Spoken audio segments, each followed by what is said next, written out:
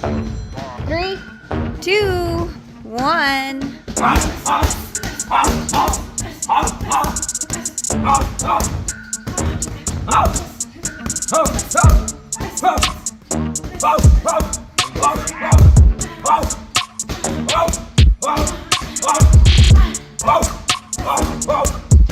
1, 2, 1, 2.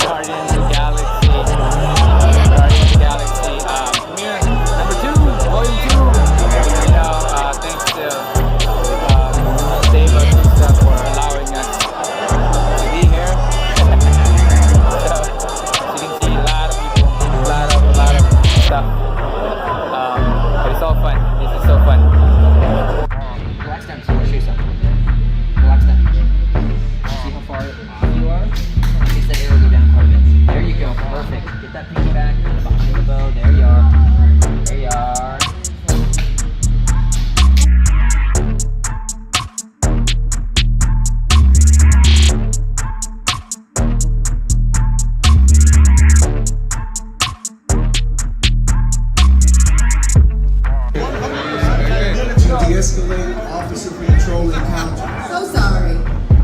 It's so loud in here, and I think that people really need to hear this. So can we please be quiet just a little bit and have some respect? It's pretty big. Thank you. That's my bodyguard, Edward Jones. Edward Jones.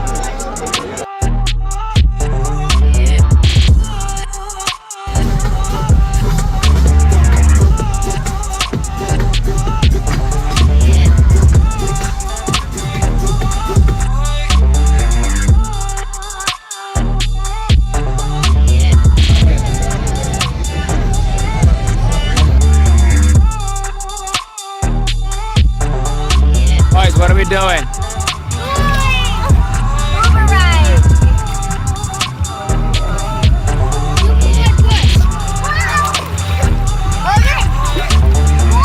Look at that! He's so cute! Gracias! Dude, this is amazing. It's pretty cool. Igual. I'm a whirling dervish, I always twirl on purpose. I'm so surface level, don't you look behind the curtains. I'm nervous like I'm Nelly. Kelly's so evil, he's not a person. What would a good one consist of? I'm probably not as perfect.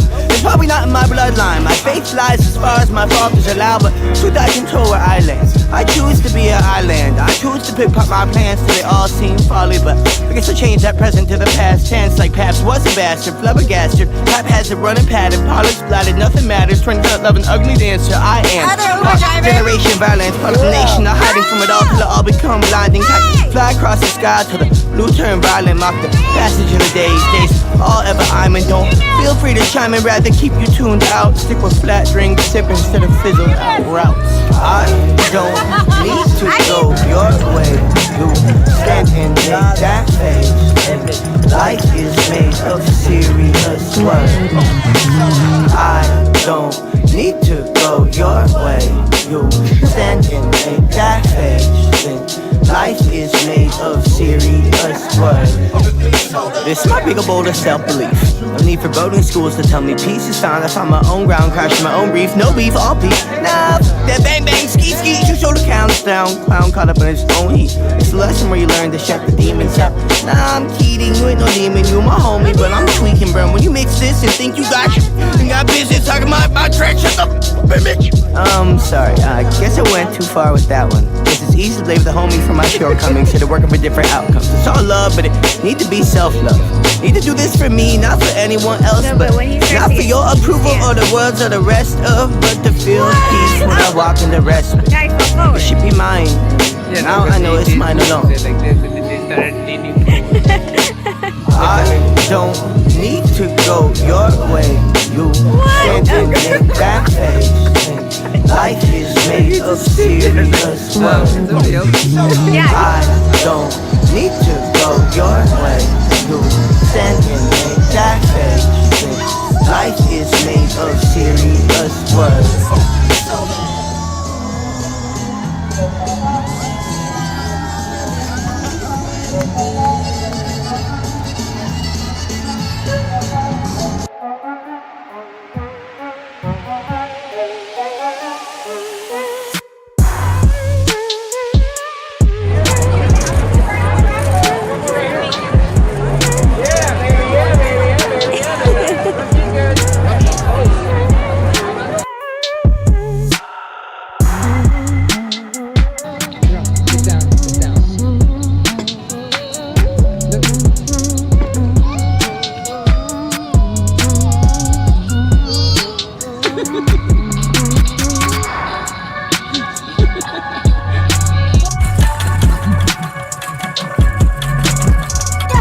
Other hand. That one. That hand. Hey, come here.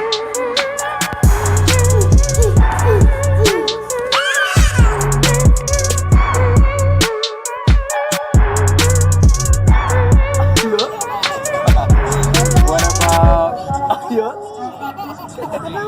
What about?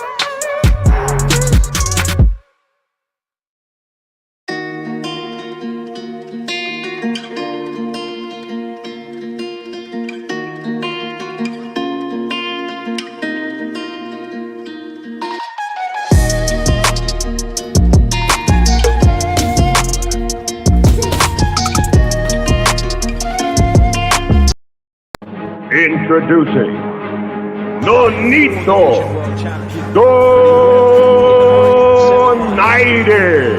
Could this be the night?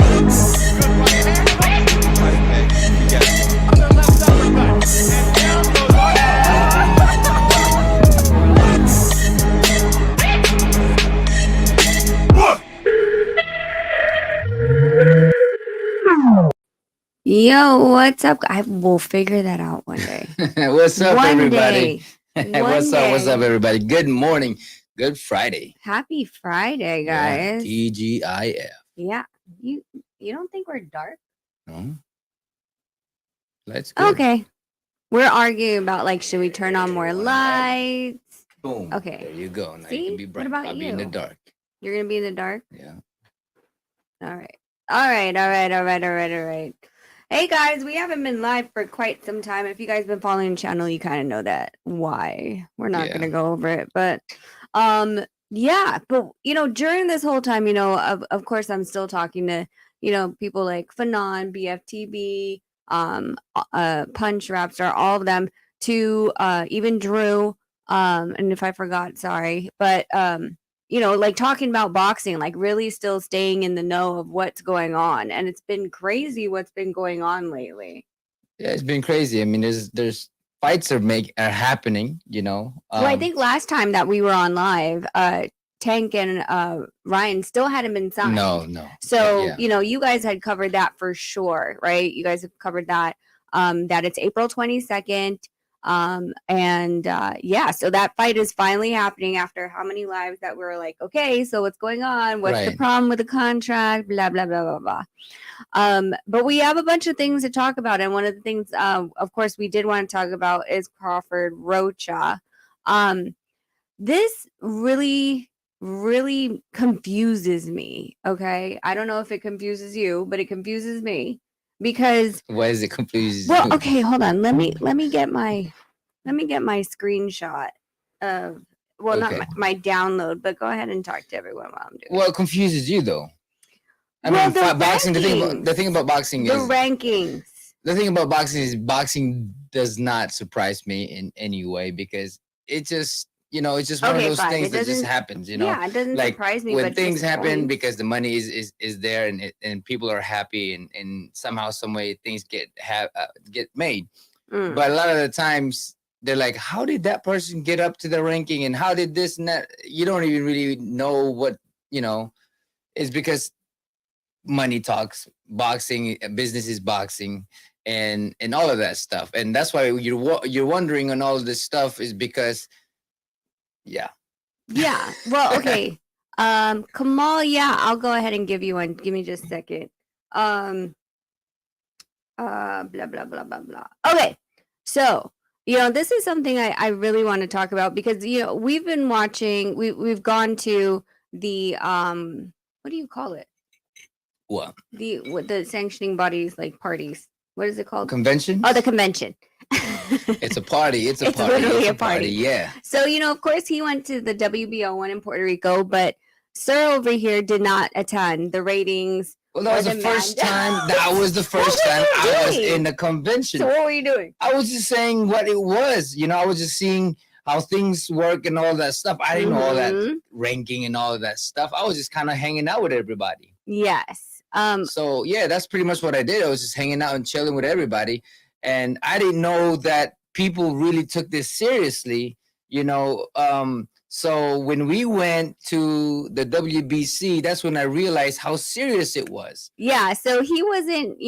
I was talking to a group of people that were watching the WBO on live, and all of them said, hey, yeah, Nonito's not here watching, but you can watch it on a live stream. So I was watching it on a live stream, and of course, Nonito's not there. And I'm like, so how does I had to study how the WBO ranks and like who was there asking for what positions, specifically in the super flyweight division and the bantamweight 115 and 118.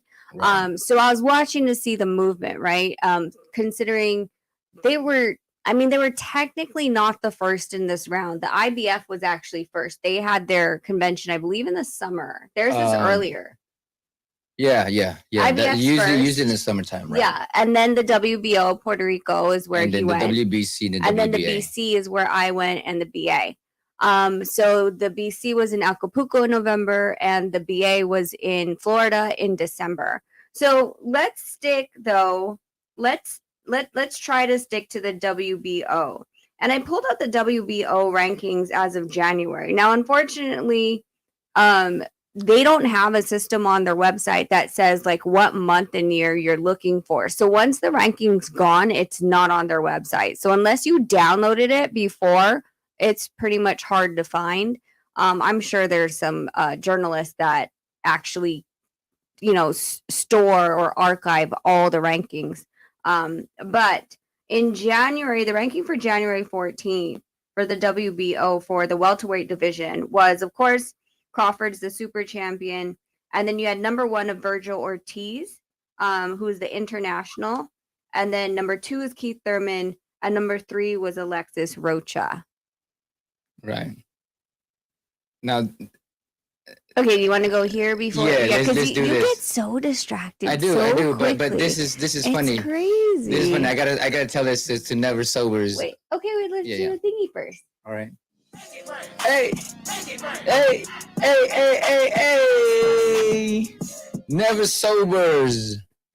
Hey, Rach, does Nonito look like John Leguizamo? You know what's so funny? Back in high school, you know what they called me was the pest.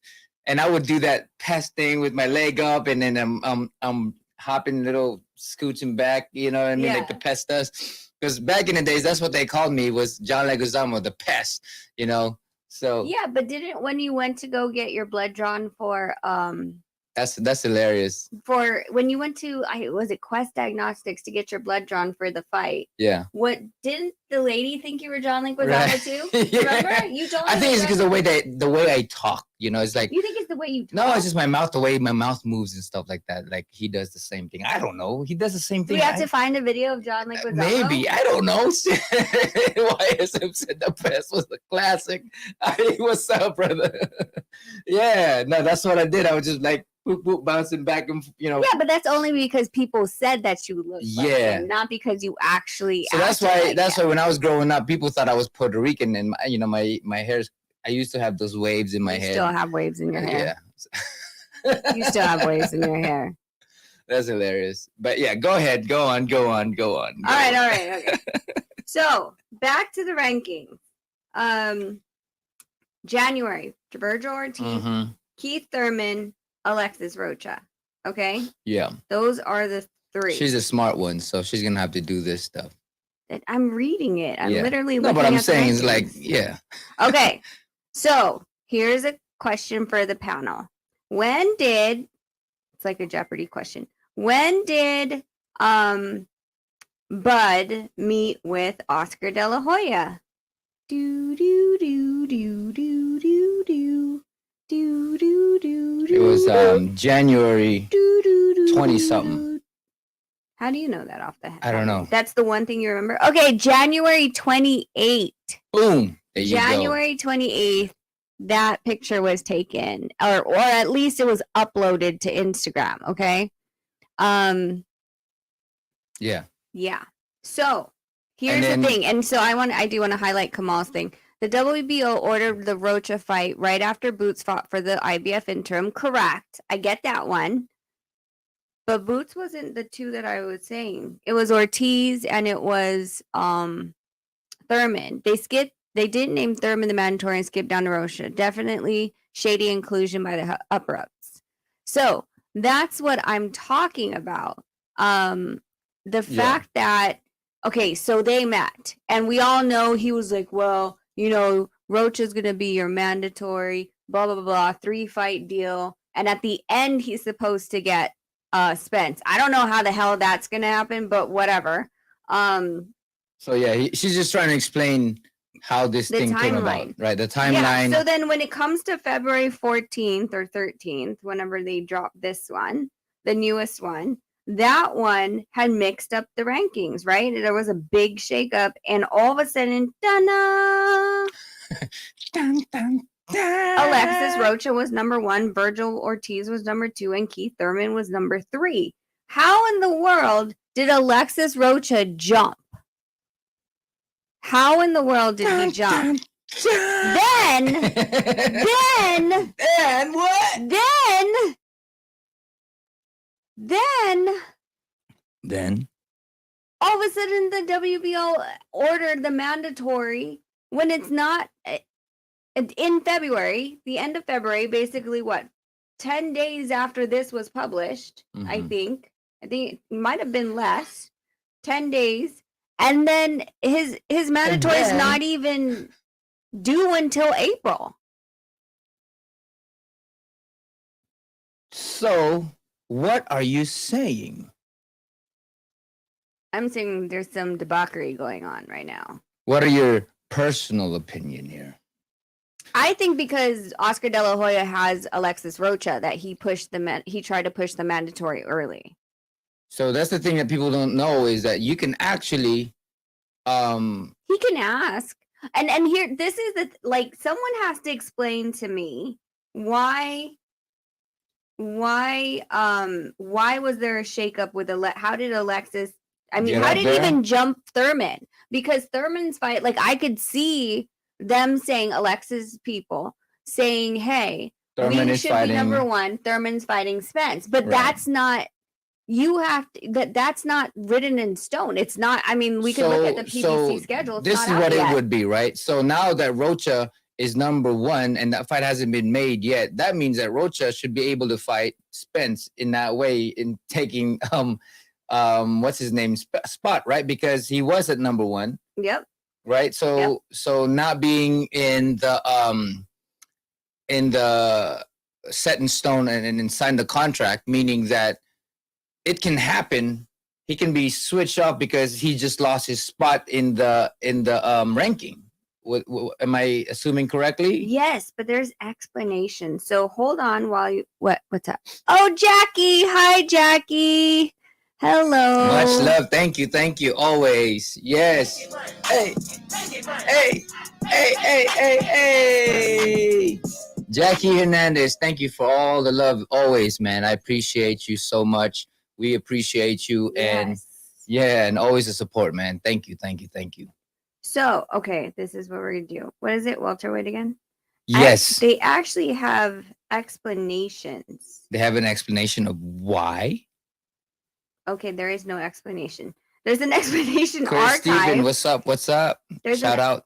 There's an explanation archive, but it hasn't been written since the 22nd. But that's what I'm saying, right? So July. if you're looking at the ranking, Yes. and the fight hasn't been made with Thurman, Yes. and Rocha jumped up to number one, that means Rocha is what? What do you mean? Is he what? Because the Thurman fight with Spence hasn't been made, Correct. and they made it because Thurman was number one at that time. No, it was Virgil Ortiz. Oh, Virgil Ortiz. Yes. So is it a like when you get to pick a fight? No, it's a mandatory. Then how was he mandatory? Because Ortiz was fighting Stanionis. Is that what it was? I understand that one, but I don't understand the Keith Thurman one. The Virgil Ortiz one versus Stanionis was scheduled, is rescheduled, is on the books. That's a signed, delivered fight, right? Okay. But the Spence and Thurman fight hasn't been announced, hasn't been set in stone. There's a lot of questions: who, what, when, where, how, why. Right, and it's not even on Showtime. And it's not, so scheduled or anything like it's that. not on a Showtime schedule. So how do you skip over Keith Thurman?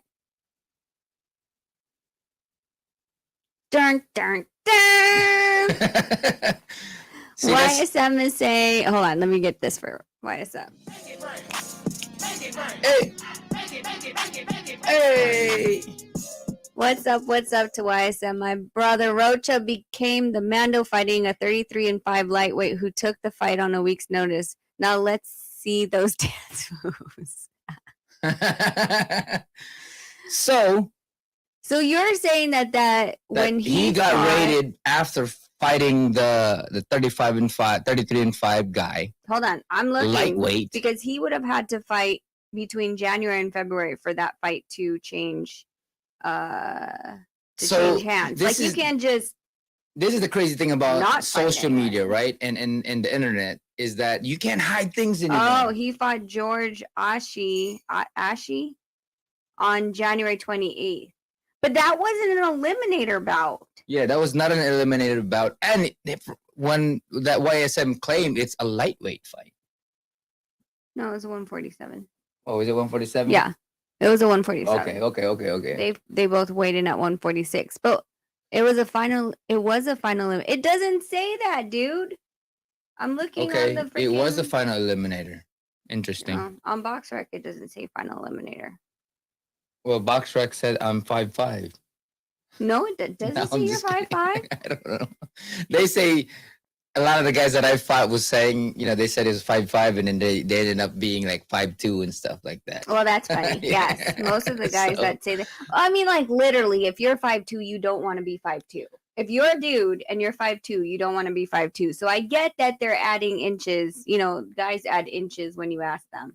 Yeah. Yeah, it counts, right?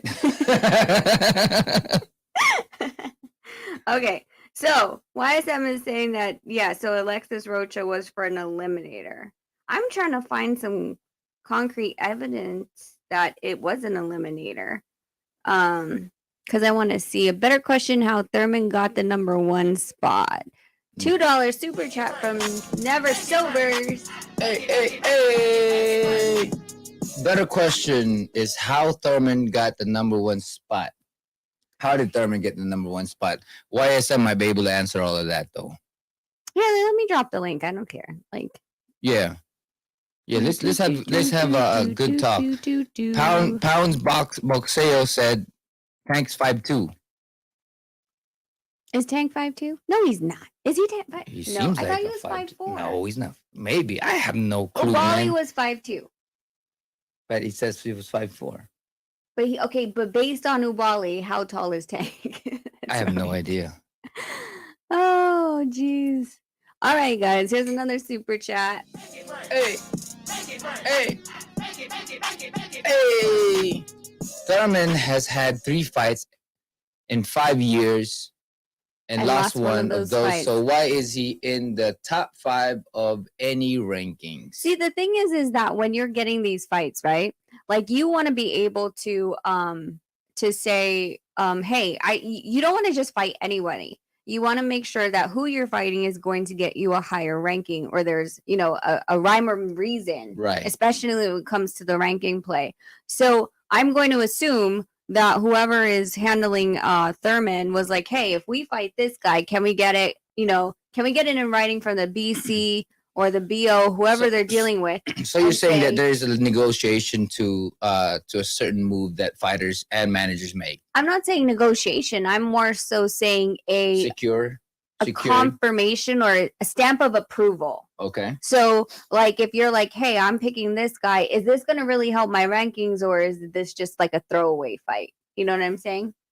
And they have to talk to the organization for them to say, like, oh, hey, like, we approve that if this is a sanctioned belt. For example, Thurman is the international. What? Thurman. What about Thurman? Is, I believe that. Oh, is no, international? Wait. I thought it was No. Ortiz. Sorry, it's Daniel. Ortiz. My bad. Yeah, Ortiz was the one. So basically, it's like I said, it's asking, like, if I fight this guy, will I get ranked higher? Because nobody wants to just fight some random that they're not going to get ranked higher in. So you have to have the stamp of approval from the sanctioning body that you want for the higher ranking. And the thing too about it is depends on who you're fighting, right?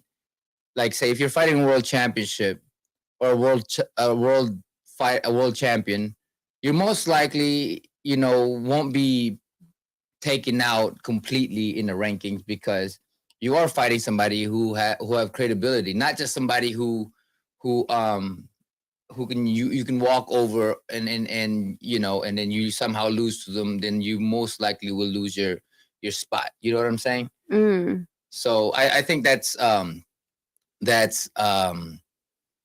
important, knowing that you're fighting somebody with credibility compared to someone who does not have one. I love you, YSM. YSM just texted me. Rocha will put his title on the line against Young. The former is a favorite. Okay, so it was Anthony Young. Okay. And he was defending his NABO.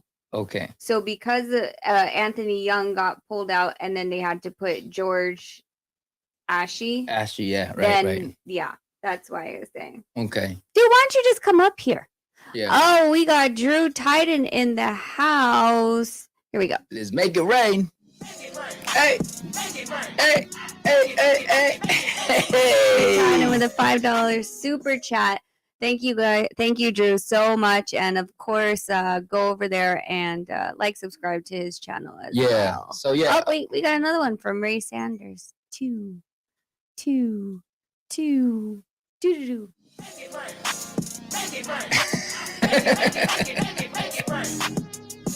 So Thurman thought fighting Barrios after he got KO'd by Tank would move him up in the rankings. That's Ray Sander the second. Thank you for your $5 super chat. Appreciate you, man. Thank you.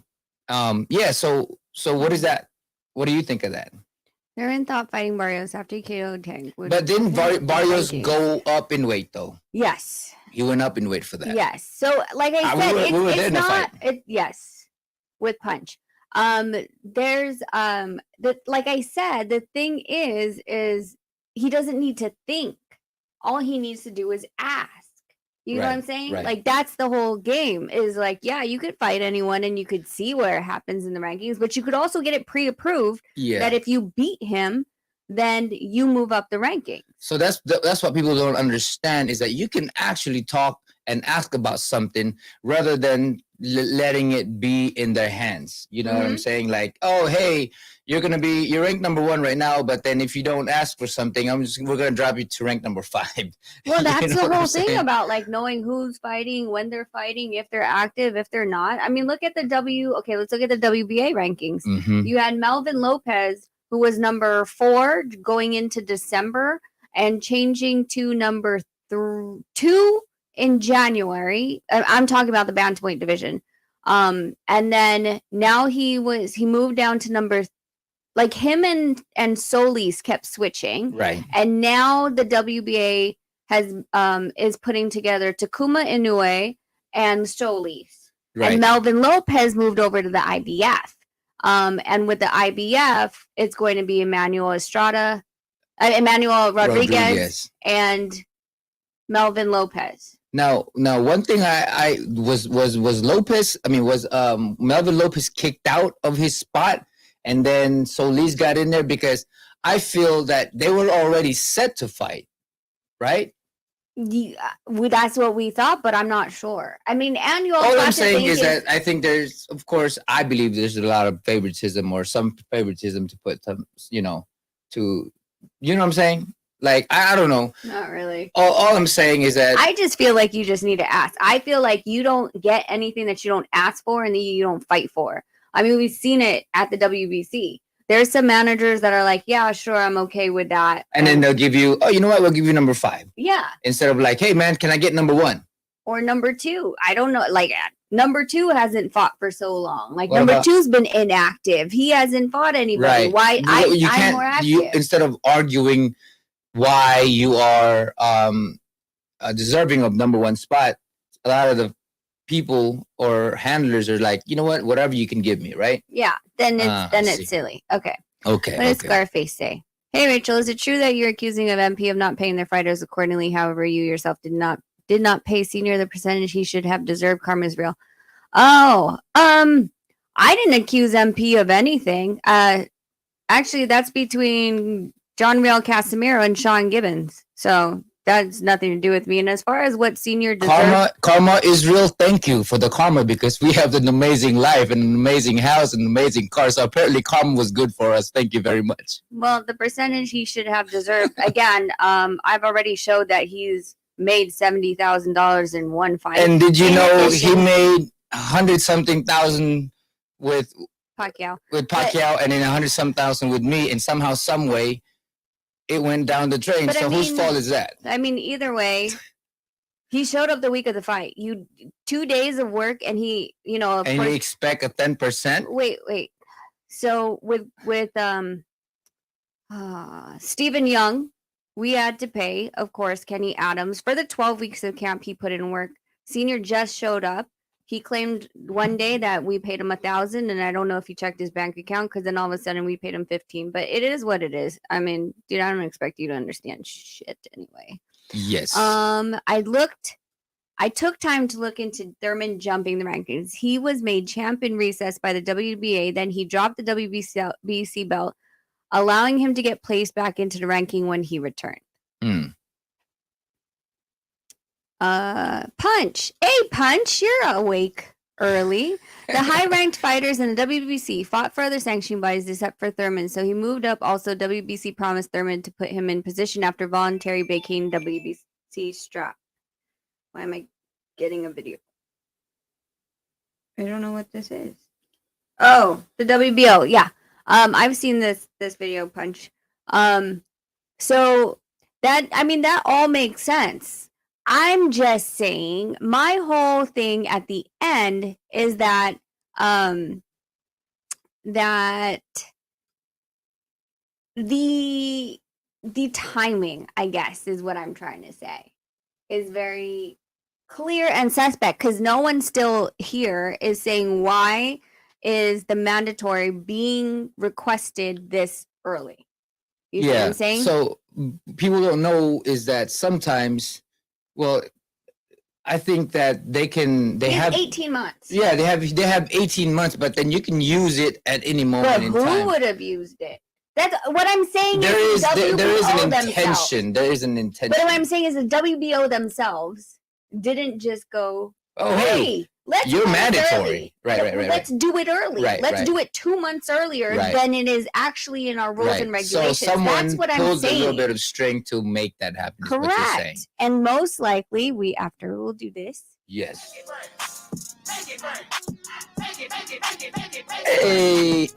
Hey. Ray Sanders with a $10 super chat.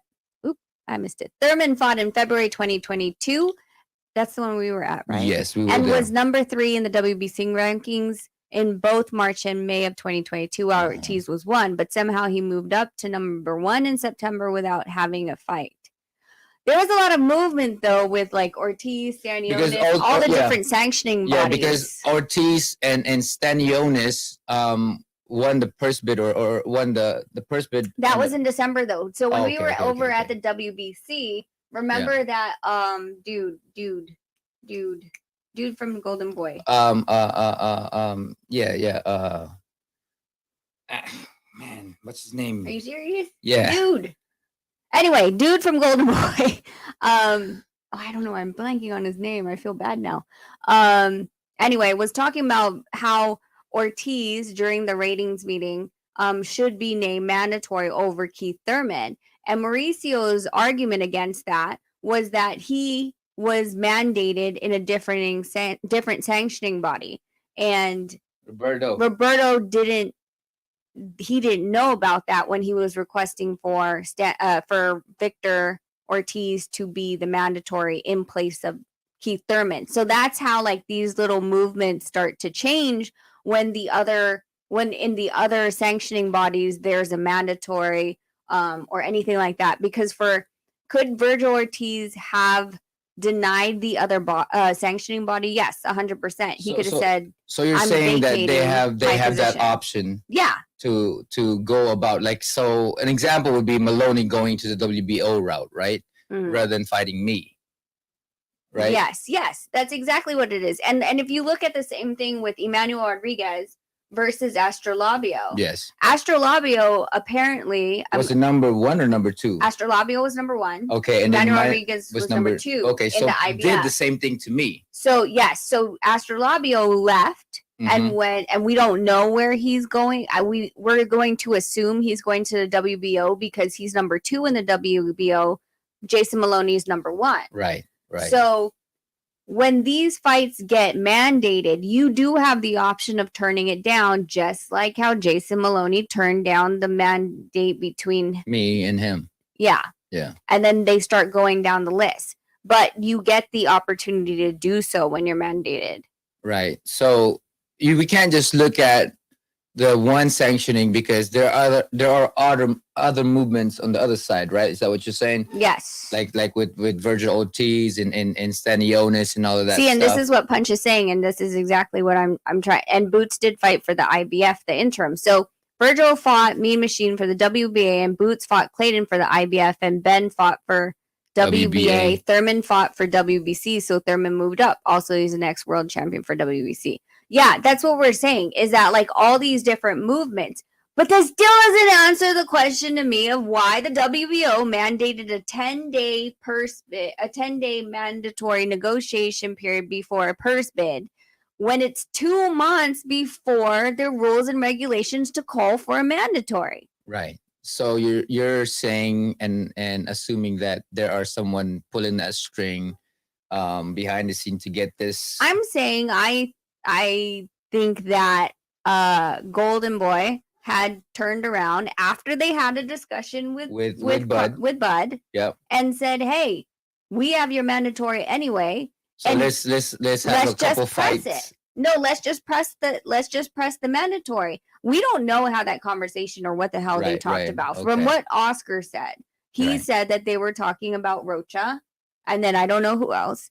And then Because is it a week or two ago, we were talking about if Bud moved to Golden Boy, this is his options, right? yes, And, yes. And Rocha, after they met. right? And Rocha was the first one. Yeah. Right? Yeah. So I'm wondering, was it a co-op of Bud and Golden Boy to say, hey, just press the mandatory? Right. Or did Golden Boy do it themselves in order to trap Bud?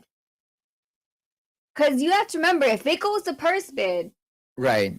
they're gonna have to. So you're saying that they're like, hey, we have your mandatory here, or we can make this a mandatory for you. Mm-hmm. Let's have a deal, and we can go from there. Or Bud was like, no, I'm not going to, and then they pressed their mandatory without Bud knowing. Do you see what I'm saying? Because they have Alexis Rocha. Right. So it'd be in their best interest to get the fight press done. Okay. Yeah, that makes sense. Yep, that's where I'm thinking. Hey, LDBC Corinthian, I think is how it is. Daniel Mitchell is in the house. Big money, what's Corn up? nothing. What's up? Corn nothing. Corn can. Oh, corn. no. Oh, LDBC corn. or nothing. Or okay, corn. my bad. Or nothing. There you go. Big money's in the house. J Love. Yeah. So, all right, Virtuoso. I haven't seen you for a quick minute. Thurman is an inactive fighter. WBC has a fraudulent, inconsistent standards for competitive balance. He's laughing at. I'm sorry, Daniel Mitchell. My bad. My bad. You got to put like dots in the middle so we know where to stop it. Because I'm like, I know he's trying to tell me LDBC, but I didn't we're like corn. No, that didn't work. Yeah. We're really bad at that game. But we always do that when we're looking at license plates. Trust me. When we're driving, you're like, right? What What does that say? Which vowel do we put in there? Right. Because everyone takes out the vowels when it comes to license plates. Yeah. So yeah. Ortiz fought Mean Machine in August 2021 and was still number 1 in the WBC ranking. So how did that move them down in September of 2022? We're going all the way down to 2021. And I don't know. We put. Oh, okay. So August 2021, and then if they're Ray Sanders, this is where you have to really look into the movement. Like you have to have a whiteboard, and then all these fighters that you're talking about, you have to put their records on them and when they fought them, and mirror also the rankings. Yeah. And at the time of the rankings, if there was anything scheduled or on the books. That's the only way you're going to be able to break down this stuff. The only reason I'm able to follow bantamweights is because of him, and so I'm personally invested into the bantamweights. As far as everything else, because there's a lot of movements in the welterweights. Maloney ducking. We think Maloney's going to WBO. I mean, there's no reason for him not to fight Nonito and then not try to get a belt. Well, everybody is going to try to do what is best for them, So that's all. I mean, like all the movement that's happening, they're going to do what's best for them, like the Golden Boy thing with Rocha and Bud and all this other stuff. You know what I mean? Yeah. So. No, but I said, I'm totally, as far as this goes, talk to me about how, the rankings changed within literally 1 month, right? Yeah. That drastically. Okay. Some of them can be explained, but no one can explain to me how an 18-month got ordered without someone pushing the WBO to order it. That's what I'm saying. Okay. Never sober, stop that. I mean, for us, man. I'm gonna give you a maker. I'm not highlighting that. We're not here about that. Sorry, but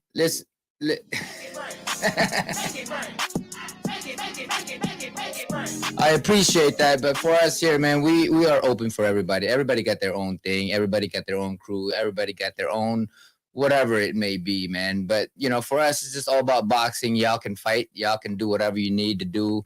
Yeah. Outside of us, you know what I mean? For me, we welcome everybody, man. Even those haters that talks about her and talks about me, Yeah, know, the one that came here. yeah. So we'll straighten you ultimately, out, man, but we don't like you. Like okay. So we don't like all. we I mean, don't. No, no, well, no. we don't promote I guess hatred when it comes down to that, Yeah. right? Mhm. Well, you know, like all the haters that come here from me, you know what? Hey, do what you need to do. One thing I do realize in life is that with all the things that's happening in my life with my pops and all of that stuff, is that in order for us to really appreciate the light and the good things in life, is sometimes we have to have the contrast on the other side, the darkness, the haters, all this other stuff. You know, we want to put all the people that have so much hatred in their heart to be on the light, but sometimes they make that choice. You know what I'm saying? So for everybody out there, man, you know, whatever it may be, whatever it may seem for you and all that stuff, everybody got their own thing. And you know, for us, we just wish everybody the best. That's it, man. That's, you know, Mhm. we're all about the light. We're all about the consciousness of lifting up everybody. But I do know that some people will have the opposite of the light, and that's fine. You know, if you're in that direction, that you're in that direction. That's not something for me to make the choice on. Yeah, and if you want your super chat back, I mean, you can hit me up on Instagram and I'll cash app it back to you. I mean, it's really we don't. Cut West is like no refunds. Oh, you guys, this is way too early in the morning for this much hate. Jesus. I do want to bring This up is not Wednesday. Wednesday, we will Wednesday's War battle it all Wednesday. out. You know what I mean? But yeah, we appreciate everybody here, man. Yeah, you I mean, know? if you guys see the chats, like there's people from the LDBC, there's people from Punch's side, there's people from Team, MP Promotions. There's people all over in here. Yeah, It's yeah. it is what it is, y'all. But I mean, like for us, man, we were very passionate about boxing, and especially with this thing that we have right now. You know, the rankings and the fighting and all that stuff, and we have lots of great fights coming up this year. I'm bringing up the overlay. Hold Yeah, on, so I just let's go with that. About the fight that's happening this year, that's already set and scheduled. So let me see. you know, we can talk about all of that stuff, man. Yeah, But yeah, if I I mean, do I this- appreciate you guys coming out here, man, and hopefully that, you know, we can what was that? I can't like You can't make it bigger. that's what I'm saying. I just need to open it on a different window because it's so small when I did an overlay. So there we Okay. go. Present screen, share screen. Yeah, no, I do appreciate Window. everybody here, man, and let's just talk about boxing. There we go. There it is. Now you can make that bigger too, right? Yes, now I can make it bigger. That one. Oops. Yeah, it's the other window. This You gotta window. click the other window. There. I knew you were gonna do that too. Did you? Yeah, I knew. Well, why didn't you say something? Well, because I want you to screw up sometimes, you know. That's rude. So, all right. Saturday, March 4th.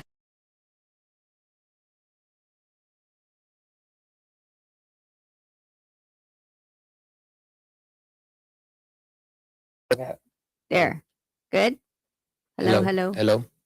I'm Are we gonna, back on? Can y'all hear us? I'm going to do a full screen layout that way. Yeah. All right.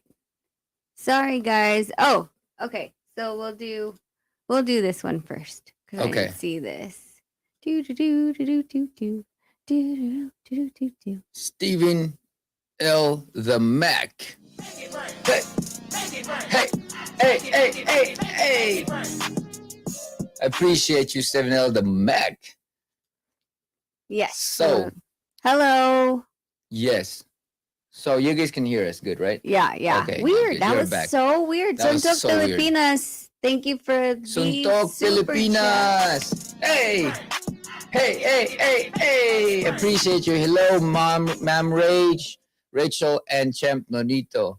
Suntok Filipinas has this action figure that he made of me and Pacquiao and Dave Bautista and all that stuff. It looks pretty dope, man. So shout out to you, brother. Shout out to you, man.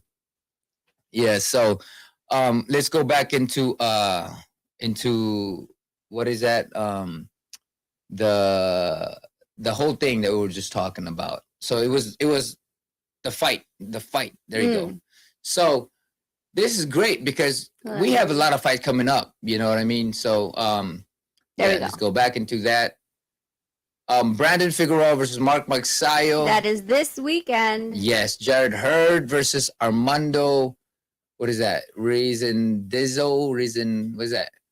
Resendez. Yeah, Resendez. Amilcar Vidal versus Elijah Garcia. There you go. And then March 11, you got Tim Tszyu. You gotta announce it like the announcers, like when you're on Showtime watching, like ladies and gentlemen. No. Go ahead, keep going. Tim Tszyu versus Tony Harrison. March 25, Showtime pay-per-view. David Benavidez versus Caleb Plant. Undercard, Jesus. Jesus Ramos. Jesus Ramos Jr. versus Joey Spencer. Chris Colbert versus Jose Valenzuela. Cody Crowley versus Abel Ramos. Are they brothers? I think they're brothers. And April 7th, we got Showbox, a new generation. I don't know what's in there, but we're going to go with April. Sounds like, before you go on, it sounds like the Showbox it's like a Friday night. Yeah, it seems like it. The Showbox new generation is usually the lower one. Yeah, it's cool. And then that's April 8th is Sebastian Fundora versus Brian Mendoza. Really tall dude. Yep. Undercard is Brandon Lee versus Pedro Campa and Luis Nunez versus Christian Olivo. Lee versus Campa? Pedro Campa. April 22, Showtime pay-per-view. Gervonta Davis versus Ryan Garcia. I'm doing pretty good, right? You're doing pretty good. And May 13, Alberto Pollo versus Rolando Romero. Gary Antoine Russell versus Kent Cruz. Francis Bartholomew versus Omar Juarez. And June 9, Showbox, the new generation. They haven't set the fighters yet. And June 24, Carlos Adames versus Julian Williams. That's a good fight. Erickson Lubin versus Luis Arias and Fernando Martinez versus Jade Bornea. There you go. That's great fights, man. Let's go back up. Let's go back up and talk about the Brandon Figueroa versus Mark Magsayo. I think that's a good matchup. Good fighters coming up from a loss, but going back and doing their thing to get to the championship fight. Yeah. So let's do that. Super chat coming in from Eve. Hey, Eve, much love to the donors. Much love to you, Eve. Thank you so much. Yeah, so I mean, there's a lot of good fights to be happy about. You know what I mean? So yes. This one, Punch said that he's got Figueroa winning. Yep, I got Figueroa winning yet. Figueroa has a tendency not to fight his height and range. Magsayo, great chance to lure him into a fight. Yes, I would definitely agree with that. And it's funny because what's his name? Figueroa has been saying, I think he said it on Fight Hype, in an interview with Fight Hype, that people expect him to only come forward. He's arguing that he has more in his arsenal than that. Right. So I don't know if he's gonna actually try to do like boxing, what Punch was saying about like using his range. Like Ray Vargas. Yeah. Did. Yeah. Right. I always wonder about guys like this. I wonder like if they were shorter before and that's why they want to fight on the inside, and then all of a sudden they got a growth spurt. Because I think Fundora is the same way though. I think Fundora is the same way. He likes to fight fights on the short for a very tall guy. Too. Yeah. So I feel like they must have, going through the ranks, going through when they were younger, they fought inside, and had a lot of that volume. And as they grew taller, it was almost like they didn't know that their height and range can be used as an advantage against their opponents. Now Figueroa versus Magsayo, that was a Showtime fight, right? And then we also have the ESPN and other fights and all this stuff. So, but like somebody was saying, Inoue Fulton, that hasn't been but that hasn't been announced. No, I think they announced it. They haven't announced a date. No, they had announced it. I saw it on Inoue's. My dad said my face is too bright. Told you. Okay, fine. I'll turn it off. So that's what I'm saying. Oh, now I'm brighter. No, hold it. Don't. Yeah, the one in the There we middle. go. Thank you very Okay. much. So, no, they didn't announce the date. No, there was someone online, one of their people from Inouye, it might be Inouye, that they had said that it was May something. I don't remember what it is, but Are you let's sure? go back. Yeah, let's go back to the Well, you're the one who brought it Figueroa and Magsayo for now. You know, I think that the Figueroa Magsayo is a great fight because Figueroa is a taller guy, but then he fights small, and then Magsayo, who's a very rangy, you know, when he punches, he's very rangy. Mhm. He's mid range and long range, but he can't fight in the inside. So that's the thing. That's the question: is that will Figueroa be able to close it up where he can smother? I don't even. I'm gonna look up box rec. Hold on, let me look up box rec because when they did the face off. Oh, hold on, I need to take this. All right. So, yeah. So that's something. Oh, well, that was a conversation right now that we might be able to have a good news with me. So all I'm saying is, Figueroa is the taller guy, but he does fight inside, right? So he fights inside, but can he smother Magsayo enough like he did with Neri? Because Neri was a strong guy, but he was southpaw, you know. So that's the thing that you got to go put into account because when I sparred Magsayo, I was smothering a lot of his punches, and in the inside he does not have that power. But then will that work against Figueroa, knowing that Figueroa is a taller guy, right? So that's something that I'm thinking about. But from my experience with Magsayo is that he can be smothered, and his punches can be his power can be taken away when you go close enough for him, because he's such a wide puncher that you can see it, and the movement that he makes is telegraphed, where you can kind of see what he is gonna do. And will Figueroa be able to see that from Magsayo? So that's a good fight because both of them, Magsayo has a lot of power, and we know that he does tend to run out of gas in the later round, or in the mid rounds to the later rounds. Will Figueroa be able to gas him out and take away his power? So that's a question that we, that I think is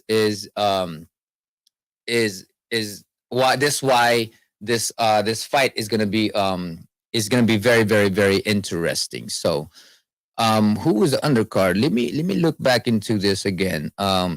Because it was Figueroa. Wait, I just lost my page here. Oh, there you go. That's me. Okay. So that was that one. And then we got Jarrett Hurd versus Armando Resendez. I'm not too familiar with that guy, but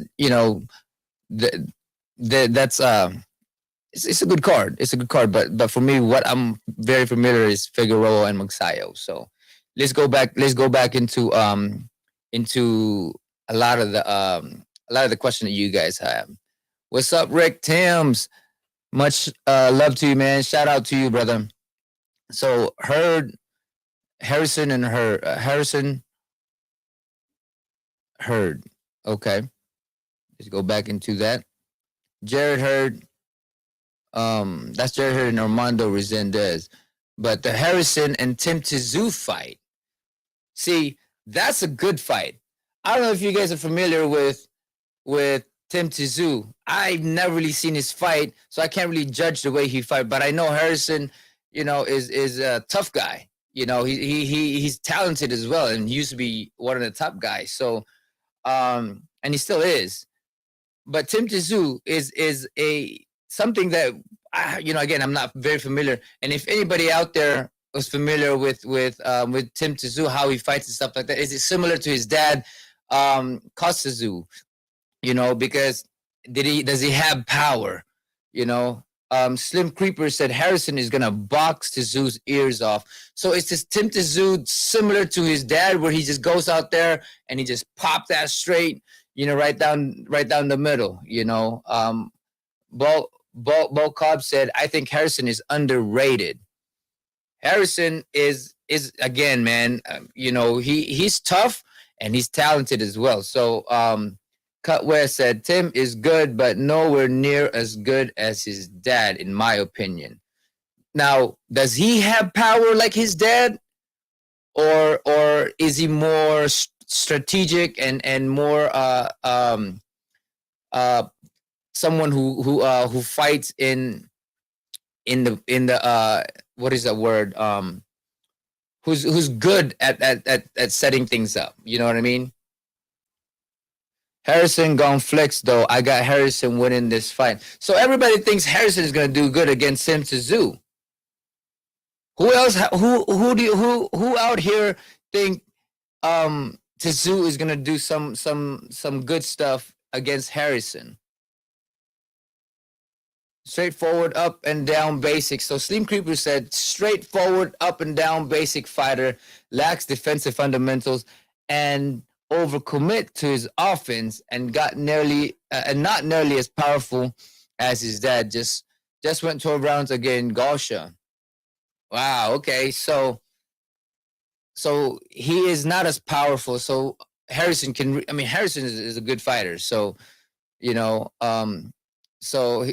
LBDC or nothing. Daniel Mitchell said Harrison has the range. We're talking about Harrison. Any news or anything? Oh, yeah. Hold on. 2 seconds. 2 seconds. Knocking them out. So now we got somebody who is going against Harrison. Okay, but hold on.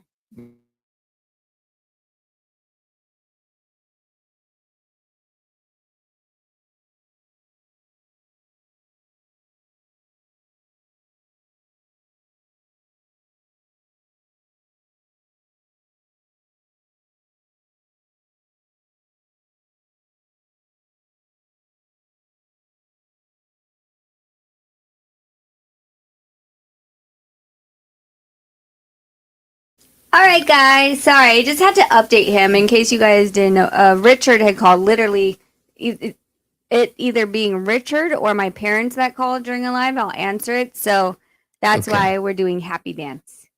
We're just doing happy dance. We're doing a happy dance. No, I'm happy for what Richard said. Perfect. Yeah. Perfect. So yeah. More news about me next time when we are able to speak upon it. Yes. Okay. So where did we go?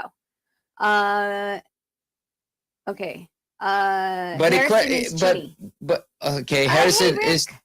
Sorry, Rick Tim. Yeah. So what's up? Yeah. Yeah. So it's actually pretty good, and we know a lot of the stuff that's going on that we were speculating earlier. What were we speculating? Don't worry about it. Oh. Yeah. So okay. Tim KO ratio is 71%. Harrison is 63%, and I'm giving Tszyu the edge on KO department. Okay. Interesting. That is interesting because I'm not very familiar with Tszyu, but maybe we should go watch this fight. Well, the thing is that if you guys don't know this, my eldest son Jarrell's been trying to really excited to watch fights, which I love right now. So we are gonna go live tomorrow before the fights, before the Magsayo Figueroa fight. We're gonna have him watch fights. We're gonna have him break it down and be able to talk. And and this is a learning thing for him. So we love your patience. But he does love boxing. Yeah, though, but and breaking things down. So verbalize the right techniques, I guess, and the verbiage, right? Yeah. So yeah, that's what I want to say. And thank you for the super chat. Hey, happy dance. Big money, what? Daddy Ice. This is to pre-celebrate the good news I know you are gonna get. Punch him in the face for me, Nonito. LOL. Be like, hey, this is for big money. Boom! Yeah, this is for big money. Bam! What Daddy Ice? Appreciate you, man. Appreciate that. So yeah, big things. So they have because of the KO ratio and stuff like that. But Mhm. depends. See, the KO ratio doesn't really matter if you're fighting somebody who is not at the level, right? Because like I don't have that much KO ratios, but then I was fighting the top guys. You know what I mean? Like I could not, although I dropped mostly all of them, or hurt all of them, but the But to have point, a KO ratio, it has to be a KO. It right? can't just be a knockdown. Like Juarez wasn't a KO, right? No, he was, No. but I dropped him like 4 times, right? Yeah. So all I'm saying is that titles can be really good. I mean, titles. If you have a high ratio, that means you got some pop. But that depends as well on who you're fighting. Yep. You know what I mean? Yeah. So yeah, that's all I'm saying. But the Harrison versus Tim Tszyu, again, we're talking about that is because we do know that Tszyu is the son of his father, and sometimes having The son of Mr. Tszyu. yeah, Duh. cuz Tszyu, cuz Tszyu. So I think that sometimes the son has a lot of shoulder on a lot of weight on his shoulder, and sometimes Well, we look saw at Conor Chavez Senior, the Benz, or what's the guy that just Eubanks. There's a lot of weight on your shoulder, and sometimes kids are not as good as their father, but sometimes it might be the opposite too. Yeah, well, you have the Vargas boys that are coming up. Yeah. And, like that's a huge name. The Vargas dynasty, they're doing really well, and they have 3 boys. But I'm sure that everyone's like, "Oh, you're Fernando's son." Like, Right, how do you right. shake that That you're off, right. Fernando's son instead of just being you, right? Right. Someone Eve said asked- Harrison is hungry, and that makes him even more dangerous. See, a hungry fighter is a very dangerous fighter. All of them are hungry because they're cutting weight. No, I'm just kidding.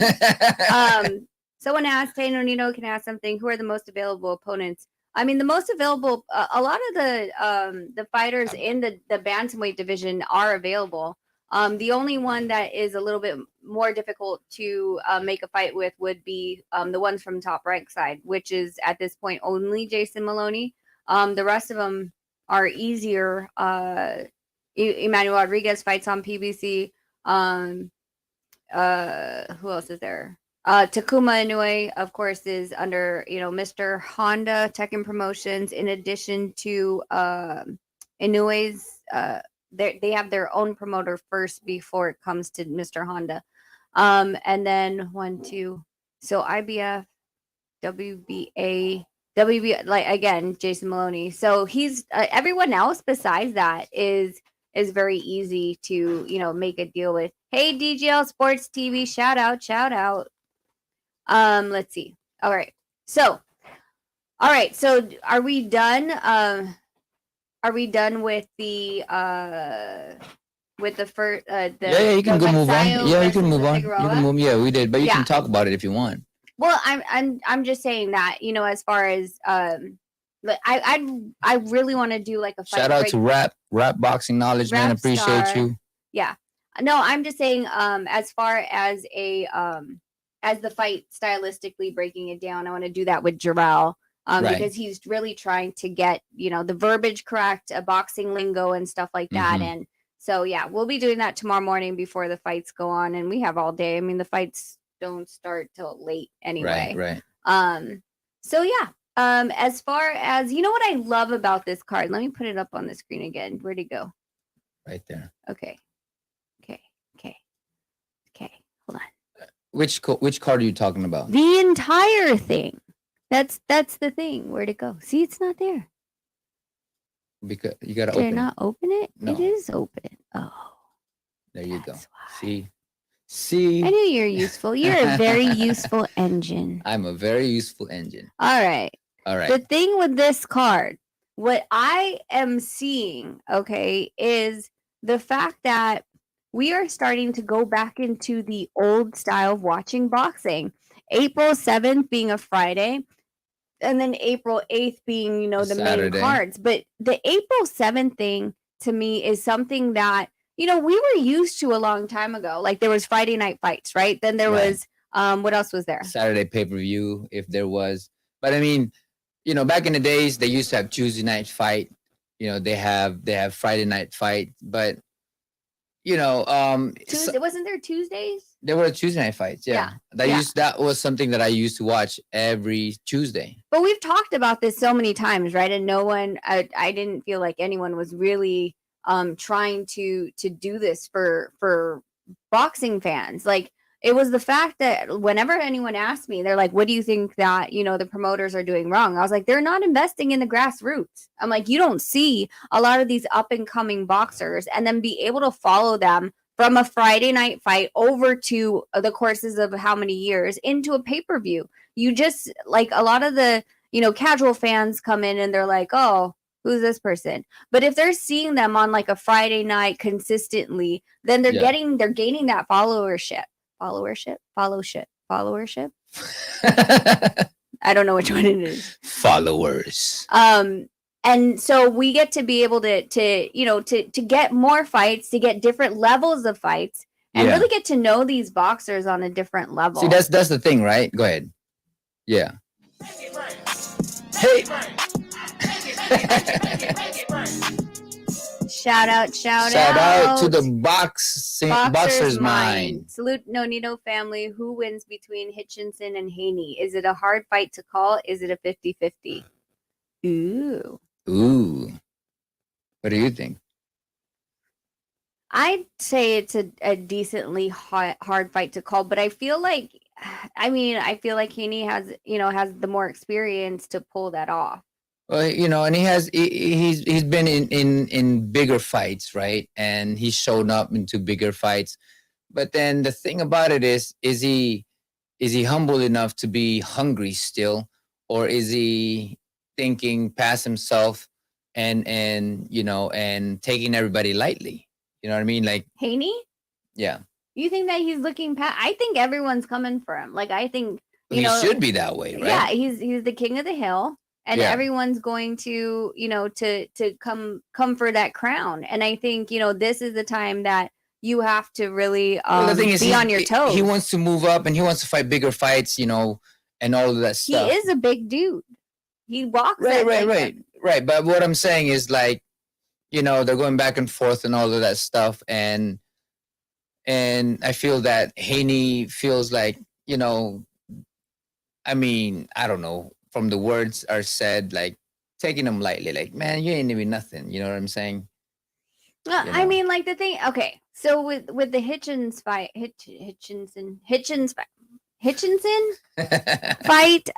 you have to. Okay, so if you're looking at the landscape of everything, right? A 30,000 elevation view, and you've got Loma, you've got Shakur, possibly. Right. You have Tio, you have Josh Taylor. You have, who else do you have? You have Ramirez. You have all these guys that if he decides to move up within his own promotional outfit, he can face, right? Where does the likability or the followership of Hitchinson come into play when it comes to the amount of money that Haney is going to be asking for? Do you see what I'm saying? Yeah. Like, it did, like saying like, oh, well, what did he say? Like, you're nobody? Pretty much, or what did he say? Like, man, you ain't done nothing yet, or something like that. I mean, like that's twofold, right? First of all, Haney has all the belts, but in addition to, what is the risk and the reward for fighting someone like him? The risk or the reward for fighting Hitchinson? What would the point be? Is my point? Is it Hitchins or Hitchinson? I don't know anymore. Point is, I think that it's like, I guess it would be like fighting Boots, for Spence or for Bud, right? Yeah. Like, prove yourself first before I get in there. Unless you're mandatory, then let's do it. Yeah. You know what I mean? So. Well, yeah, that's what I'm saying. Like, but even Boots has his own following, right? He's getting he's making waves in the 147. He's the IBF interim champion at this point. Yeah. Right. And so it is about like weighing that factor out as far as risk and reward. Why would you fight him if you have all these other guys that would get you the money that you need to step in the ring, and he has less of a risk? Right. And mind you, I think that in this time and age, in this era of boxing, it's about how much money can you give me rather than I want my legends by fighting everybody. Yeah, but I mean, if Hitchens is not that like, if there's like, what is like, you have to remember like, what is the benefit? If he Right, you got to look at the benefits and if it is, is it yeah, good but you're for my saying career? fighting everybody. Like you're not gonna go and fight a number 10 just because number 10. No. What I'm saying is, back in the days, it was about fighting the best and fighting everyone. Yes. Right. That's what I do. Right. But nowadays, I'm saying is that when the fighter goes in there, it has to benefit me financially. Correct. You know what I mean? Yeah. And we're talking about a fantasy fight at this point because they're not even in the same weight division anyway. But it's always fun to be like, oh, well, what if, who if, how if. How, when, why? Yeah. So, I mean, for me, it's just, not, it's like, but this is, what we like to talk about. What if this person fought this person? What if, like, for example, what if Spence, like, really moves up to 154 and leaves the belts behind? And, Boots becomes the IBF is what are you doing? Why is that making noises? I don't know. Is Bud going to go after Boots, considering he's going to be elevated to the full champion status? Right. Like, There's these so are many all things. ifs. There's so many ifs, Yeah. buts, and whatever, Lots of because butts. yeah, big butts, and I cannot lie. But what I'm saying is, like, a lot of people want different kind of things, and they have their own whatever, and it's yeah. Yeah. As far as there was someone in the chat that asked me, like, who do you think, which promotional company is putting on the best fights for, for this year? I mean, I think that, like, I'm excited to watch Taylor versus Teofimo. Each promotional brand They have the good stuff. has good, good And fights. even I think they're trying to make the fight with Katie Taylor too, and what's her name? Amanda? Well, they were trying to get that, and then Katie Taylor actually called out Chantel. Forget her name, but she's the undisputed in the weight above. The Chantel we know? Yeah, from like Ireland and Well, stuff. because Amanda Serrano, she got injured. Oh, okay, so that's they're why. postponing. They're So that's supposedly why postponing the she's fight. calling out the I other. wouldn't. Yeah, but I wouldn't. If I was Katie Taylor, I would just wait. Like usually a postponement, you're looking about a month or two, right? Maybe. But for her, she's like, you know what? I want to be. She said, I want to be 2-time undisputed. I get a chance to be 2-time undisputed. So she wants to move up and challenge Chantel. Yeah. So, but then you got push back the Amanda Serrano fight. Yeah. Which is just a rematch, but it's an exciting rematch, and it's going to be in Ireland. So I want to go to Ireland. So I'm not really that mad that it's postponed. Right. But I mean, like, this, that if Katie, let's just say, if Katie moves up and she doesn't leave her belts, like it's just on hold. Right. And then she goes and fights Chantel. Then that's a God forbid she loses. Will that affect the Amanda Serrano, Katie Taylor viewership? Yeah. You see what I'm saying? Yeah. Anyways, that's what I'm saying is, like, going back into things, there's a lot of good fights on HBO, on Showtime, and then there's a lot of good fights on ESPN as well, and even at the Zone, So there's a lot of good fights all over, and all the networks, But this is what we got to be happy about is we get good fights. I mean, yeah, and I don't believe that the card that Showtime, I'm looking at it right now. There's a lot of dates that are still missing on this card. Yeah. I mean, there's people. I'm sure you guys have noticed that there's people that are not on this card yet, or on this screenshot of their schedule that still has to be put in. And I just think it's very. I'm very happy considering like these fights. Like I said, the Figueroa Magsayo fight's gonna be great to watch, and the Benavidez play. I really want to freaking go to that. Yeah, we want to watch that fight. I want to go to that. I think that's a good fight. Yeah. And they got pretty good undercard too, like real fights. Yeah, so I'm pretty excited, and they also have not said the Gervonta Davis and Ryan Garcia undercard as well, so that's still going to be filled up. I'm just excited as the fact that we're like, I think in the beginning of the year it was kind of a slow start. I think everyone was reeling from the impact of, what do you mean Spence and Crawford aren't fighting? And then this, the Crawford fight, and then AB falling through like 3 times. So I think like we were getting into this like lull of like, God, this sucks.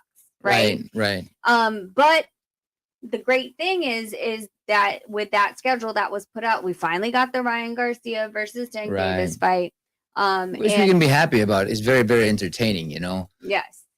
And I think, like, I don't think it's beneficial to do 4 weekends of 4 pay-per-view cards of really, really exciting fights, but 4 pay-per-view cards. I feel like people will start to look at Showtime sideways if they were one every freaking weekend, right?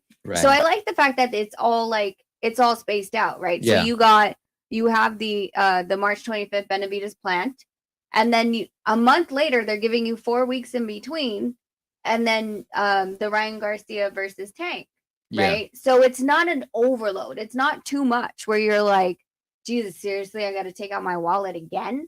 You know what I mean? Like, but then at the same time, you do have the other channels or network that are giving good fights too. Well, yeah, ESPN doesn't. They're not. Sometimes they do. Rarely does ESPN have a pay-per-view. Right. It's usually just ESPN Plus. And same with DAZN. And the same with DAZN. Did you know that DAZN? I don't. Anyone that has DAZN in here, like, can you guys tell me what it jumped to? Because I know it used to be like 125 or something. Someone said 250, but I don't know if that's like a different. Well, maybe that's plus another pay-per-view buy in it. You know what I'm saying? Like he had that. No, it was a year annual. Like really? I think the last I saw was jumping to 149. So I don't know if the 250 was in a different, like maybe it wasn't in dollars. Like, you know what I'm saying? So I don't know what they're saying, but I heard DAZN is cheaper over in the UK than it is for us over here. Really? Yep. Okay, so cool. 225 yearly. See? So they skipped from the 149 and moved it to 225 completely. Wow. That's pretty interesting. I know. Do you remember when it was like $99? Right. Shit. I remember it was like 15.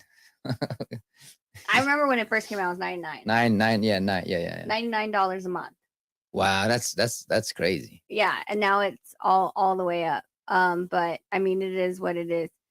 You guys, it's about 45 minutes into. We have 45 minutes more on to this program, so I'm going to drop the link if you guys. If y'all want to come in here, talk about fights and talk about the coming up fights and stuff like that, or even the fights this Saturday.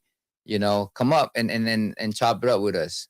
But yeah, it's very, very interesting to me, man, because they're trying to make the good fights, and the crazy thing is like the Fury fight with Jake Paul, As much as people are saying that, man, that's exactly what happens when you fight a fighter. It was a close fight, right? Supposedly. See, the thing is that Jake did knock down. Okay, and I don't know where Jarrell's action figures are, but I told you Tommy Fury looked like one of the GI Joes. Yeah.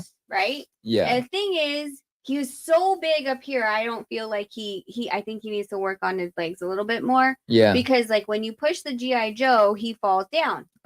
And so he freaking gets that's hit pretty much what happened, right? Paul. And I'm like, well, yeah, he's built like an action figure. So from what Jake Paul claimed, it was like 500,000 that they had on the that they had. Hey, what's up? My Scottish friend. What's going on? How's it going? Great, man. Great to have you here, brother. Are you going to talk like that the entire time? Right? I'm going to talk like I'm from Scotland. Oh, perfect. All right, Rachel, how you doing? How are you doing? How are you lot doing? Everything good? For nothing. Yeah, Dafty. I can't follow you two doing this. What you mean? You have to speak like you have to talk like you're from there, and you have to roll the R's okay? Something like that. I'm gonna get a drink. I'll be back. So what's up, my man? How are you? I'm blessed, bro. How about you, man? I'm great, man. Got a great news to announce soon. So yeah, no, but I love the Scottish. You know what's funny? I'll tell you what's funny right now. What's funny? I've been living in Scotland since I was 6 years old. Have you noticed I don't even have a Scottish accent? You have like an English accent. Yeah, yeah. I have an English accent. I could, you know what I mean? But yeah, bro, like I've been enjoying your content. I've been checking out a lot of your content as well recently, man. And Thank you, I've brother. noticed that you've got a fight coming up Yes. real soon, which you have to announce. But is there any details that you can maybe give us before you do sort of fully announce it?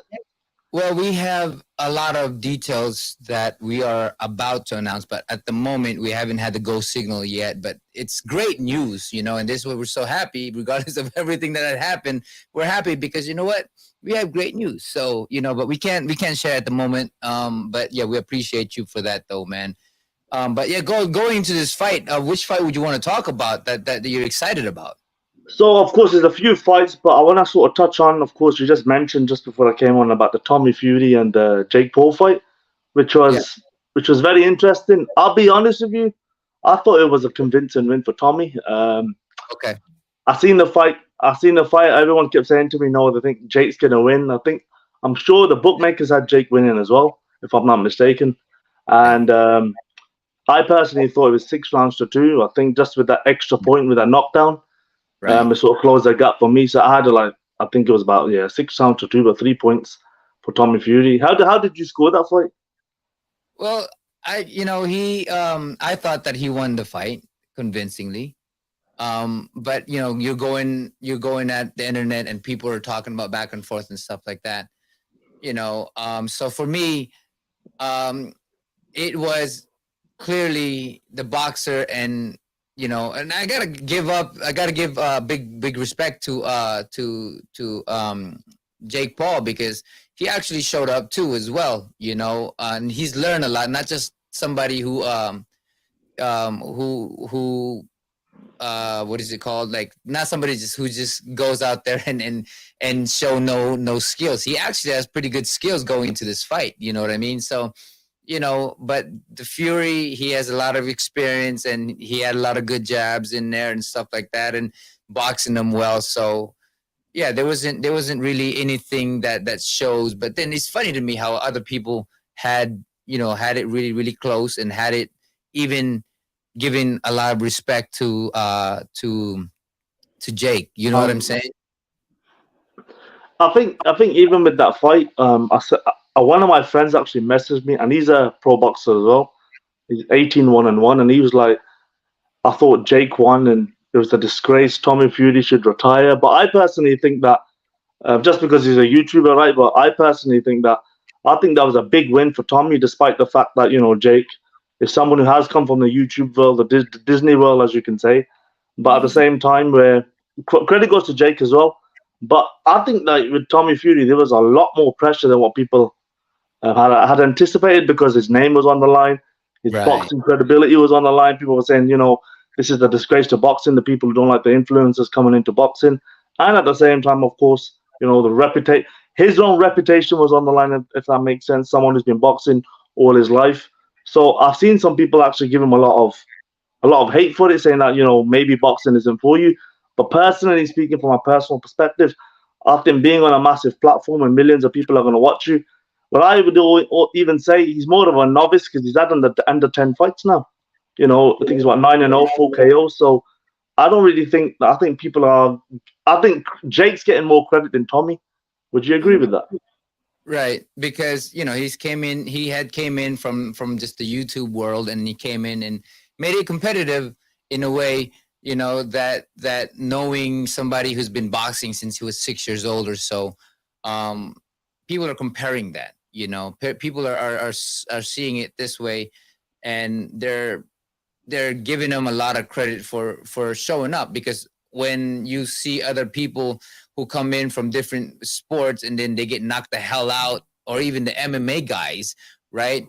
So they had to give him that respect. But again, they're giving him a lot of expectation because he's a Fury, and I think that's something that people are looking at because you have Tyson who's just dominating the Yeah, well, heavyweight. his dad was talking a lot too, and They're in a generation.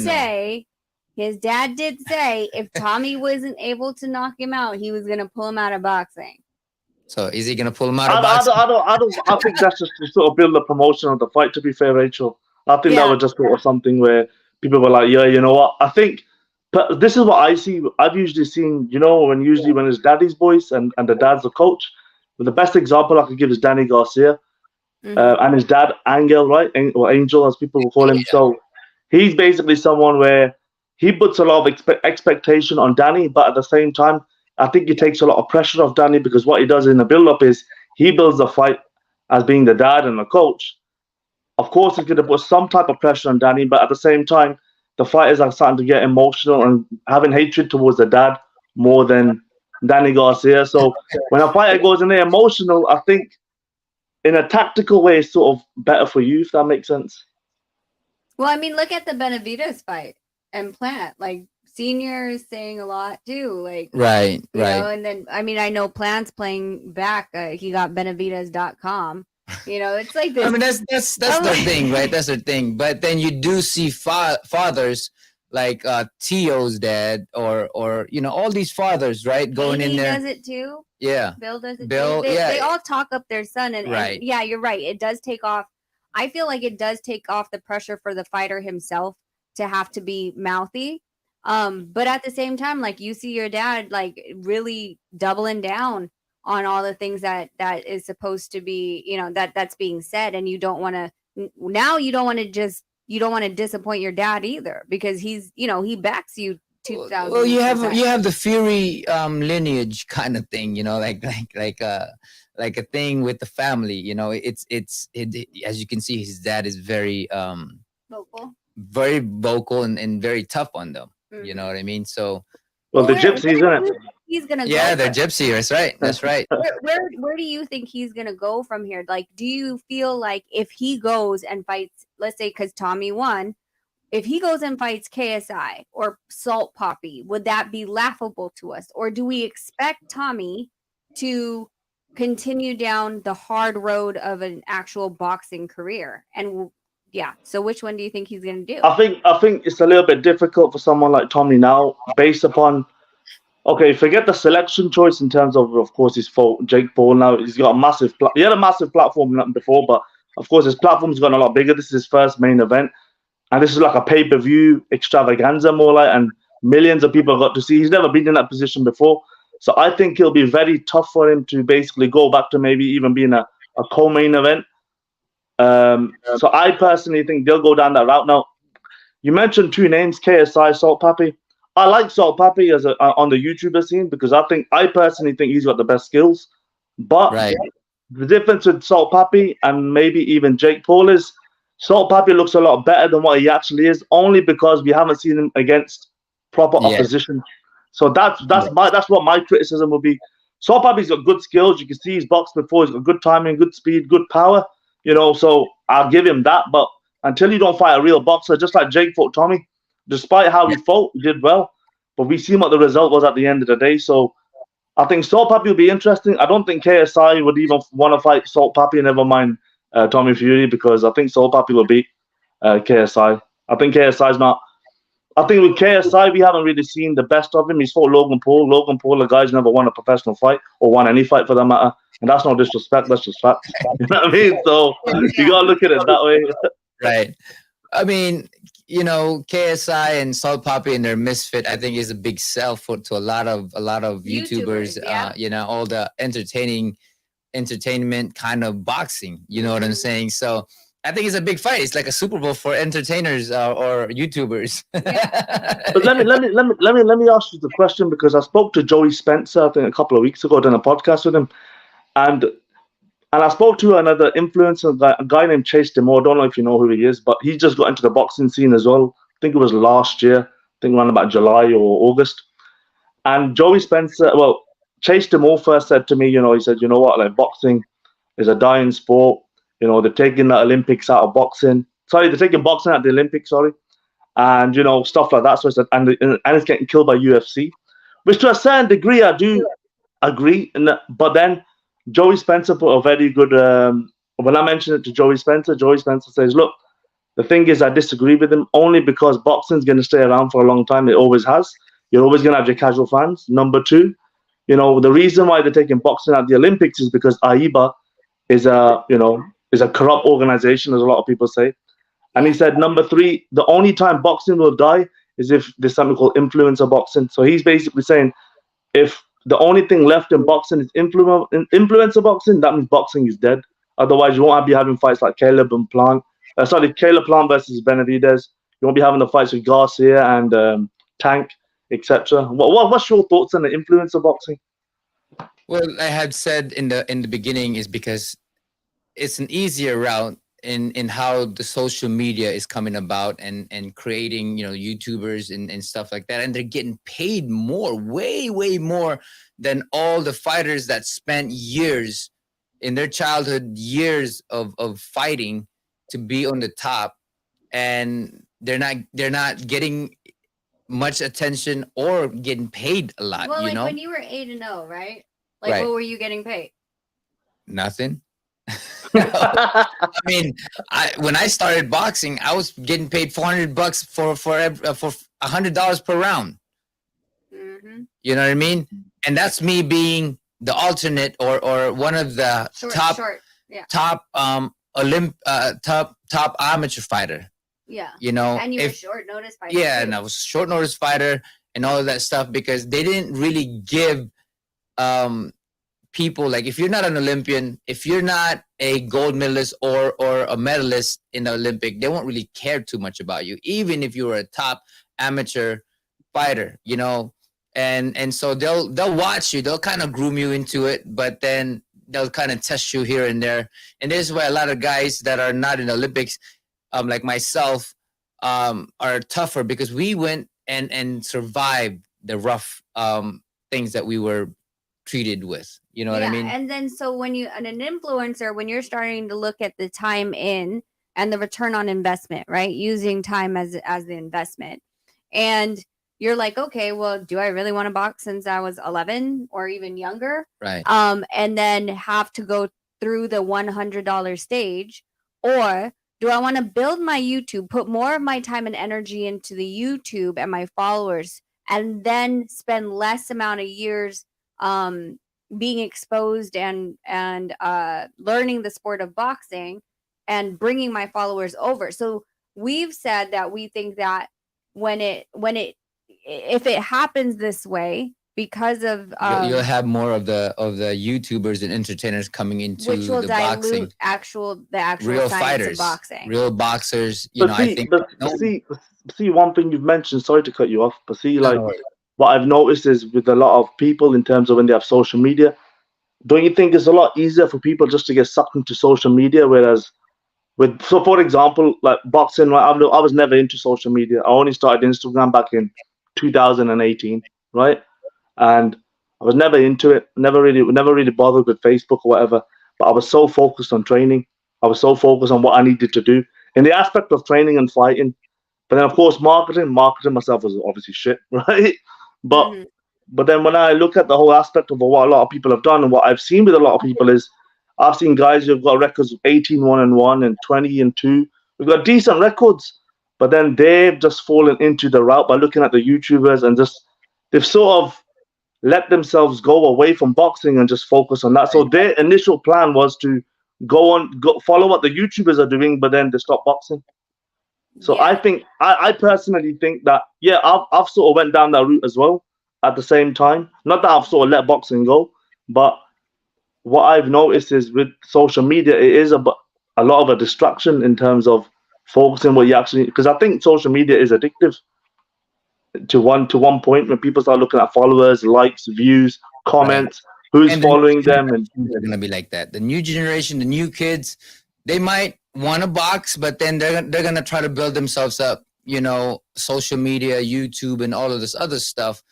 But the focus really is how to make a bigger name. I think that back in the days in my time, right? It was fighting, getting to the top. Now I feel that this time around, getting more followers. I want to box, but then getting more followers is the more important issue than really becoming a real fighter. You know what I'm saying? I think that is gonna go in that direction because these guys are getting paid way more than any fighters out there who doesn't have way more than any world champion out there who doesn't have followers on social media. Shoot, Let, yeah. let's look at the Fernando Martinez and Jade Bernea purse bid that just went on for the 115 IBF World Championship. $25,000 split between two. And it's world championship. This is not like, I mean, the Jake Paul and even if they were little guys, but if they had crazy following, guess what? They're still gonna get paid that amount of money as comparing to these guys, a world champion, and they're getting 25,000 split between each other. Yep. But see, one thing I want to say, even with the YouTube space, like, do you think, because this is where a lot of the criticism comes in with boxing, especially with a lot of the guys, like, obviously I've criticized it to a certain degree, but I do like it as well. But what I always say is, because when you look at Jake Paul's first professional fight, his first two professional fights, he fought someone named Anison Gibb, and he also fought a basketball player named Nate Robinson. I see these type of fights. Do you think, okay, I'm not bothered about them getting exposure. They've built a platform. They've got genuine fans, not just followers, but fans, people who pay. The ride and die fans, right, more or less, as what you call them. But do you think that they should be allowed to sort of not step into the ring, but allow it to be a professional boxer, even though they haven't earned that? Or do you think it should just be, because I personally think they should go through the amateur route, but still have the platform, still maybe even have it on pay-per-view, which they know in terms of business. But do you think that should be something that they should have that on their professional records? They should do that where they have experience and it's safer for them. But unfortunately, money is the thing, right? So if they're going that route, they're not going to be fighting guys who are money making kind of names, that will make a big buzz and all of that stuff. Like they're gonna have basketball player, football player, or whatever kind of players, and it won't, they'll make the buzz when it comes down to it. But if you're following that route, they don't have a control of who they will be fighting in terms of the grand scheme of making money. You know what I mean? Yeah, and you're saying about the matchups and stuff like that. Like if you're gonna go the amateur route, you are gonna run into someone who's been doing this since they were 10. No, Right. I mean, I think I rephrased it wrong. What I'm saying is, all these influencers who are fighting each another, and there was one Misfits show where, was it Misfits or was it Social Gloves? I can't remember. It's one of them. I'm sure it was Social Gloves, where all the guys have never boxed before. Well, majority of them, but it still went onto a professional record. What I'm saying is, do you think these influencers fighting each another, not fighting a real boxer, fighting each another, that should more or less go on an amateur record rather than a pro record? I think so. Like I honestly think that they should have their own ranking until like okay, so now Jake Paul fought an actual boxer. Okay, fine. But before that, like you're literally fighting a retired basketball player. Like what kind of what kind of skills as athletic as Nate Robinson is he going to bring into the ring that's going to actually challenge you? It's no more than a street fight. 100%, you're right about that. That's the take I'm trying to get. Now you mentioned about what fights I'm excited about, Nonito. I'm excited about number one, the fight that's happening this month. Caleb Plant and David Benavidez. That's the fight I'm looking forward to. But in terms of who's going to win that, I think it's more of a 50-50 fight. If I'm going to say who I want to win, I would say Caleb Plant. But who I think is going to win, I'm leaning more towards Benavidez, only because I think Benavidez is someone who's really good when a fighter stands in front of him and he lets his punches go. I've never really seen Benavidez against a true pure boxer, but then Caleb Plant is that, a true pure boxer, someone who can move. But the only thing with Caleb Plant is sometimes he might gas out towards the later round. So it's interesting. But I personally want Caleb Plant, but I personally think Benavidez might win. That's just my thought on that. What are your thoughts Well, on let that? me get this first. Hey, Rise podcast is here. I just want to say shout out Con Shonery and Timothy. And before I get into that, I did want to say something about what Punch said because I didn't want you to switch subjects yet, but the promoters don't know how to sustain its momentum. Right. Most fighters disappear from the earth after a fight. So with that, that's why I was so hyped about the new schedule Showtime brought in because of the fact that they're trying to grab grassroots, the new generation, and get the old the real diehard boxing fans back into their seats on a Friday night watching these boxers come up. Then that's like, if you remember back in the day, that's what we used to all do. We used to watch them on, a Tuesday or a Friday and then watch the big fights on Saturday. But when they became big fights on Saturday, we saw them on a Tuesday and Friday. So we knew them Right. already. Yeah, We're there was excited, there were yeah, right? exactly. So I think that what I like is the fact that Showtime is bringing this kind of scheduling back to be able to see other people. And then I'm going to do the super chat and then I'm going to answer your question. Ready, set, go. Yes. Who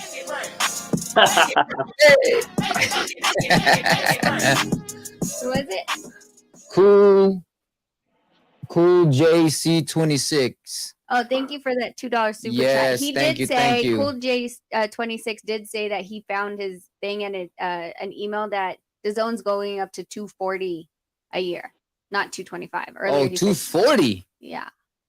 Well, you guys in the UK are much cheaper, supposedly, right? From what they say.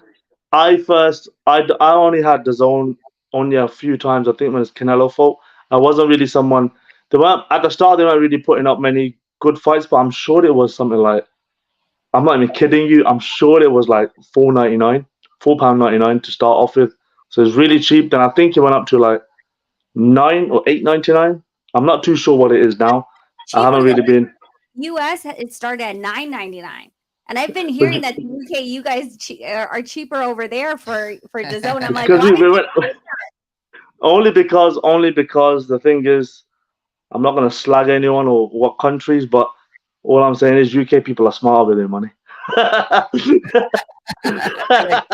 Buying if it's above some type of they knew where number. to get you guys. Right. Okay, so we were talking about Caleb and Benavidez. Yes. I think like you're right. I think that if Caleb stands right in front of Benavidez, it's gonna be a bad night. His volume. He's a volume fighter. Yeah, and you have to also remember like the way that he hit Darrell.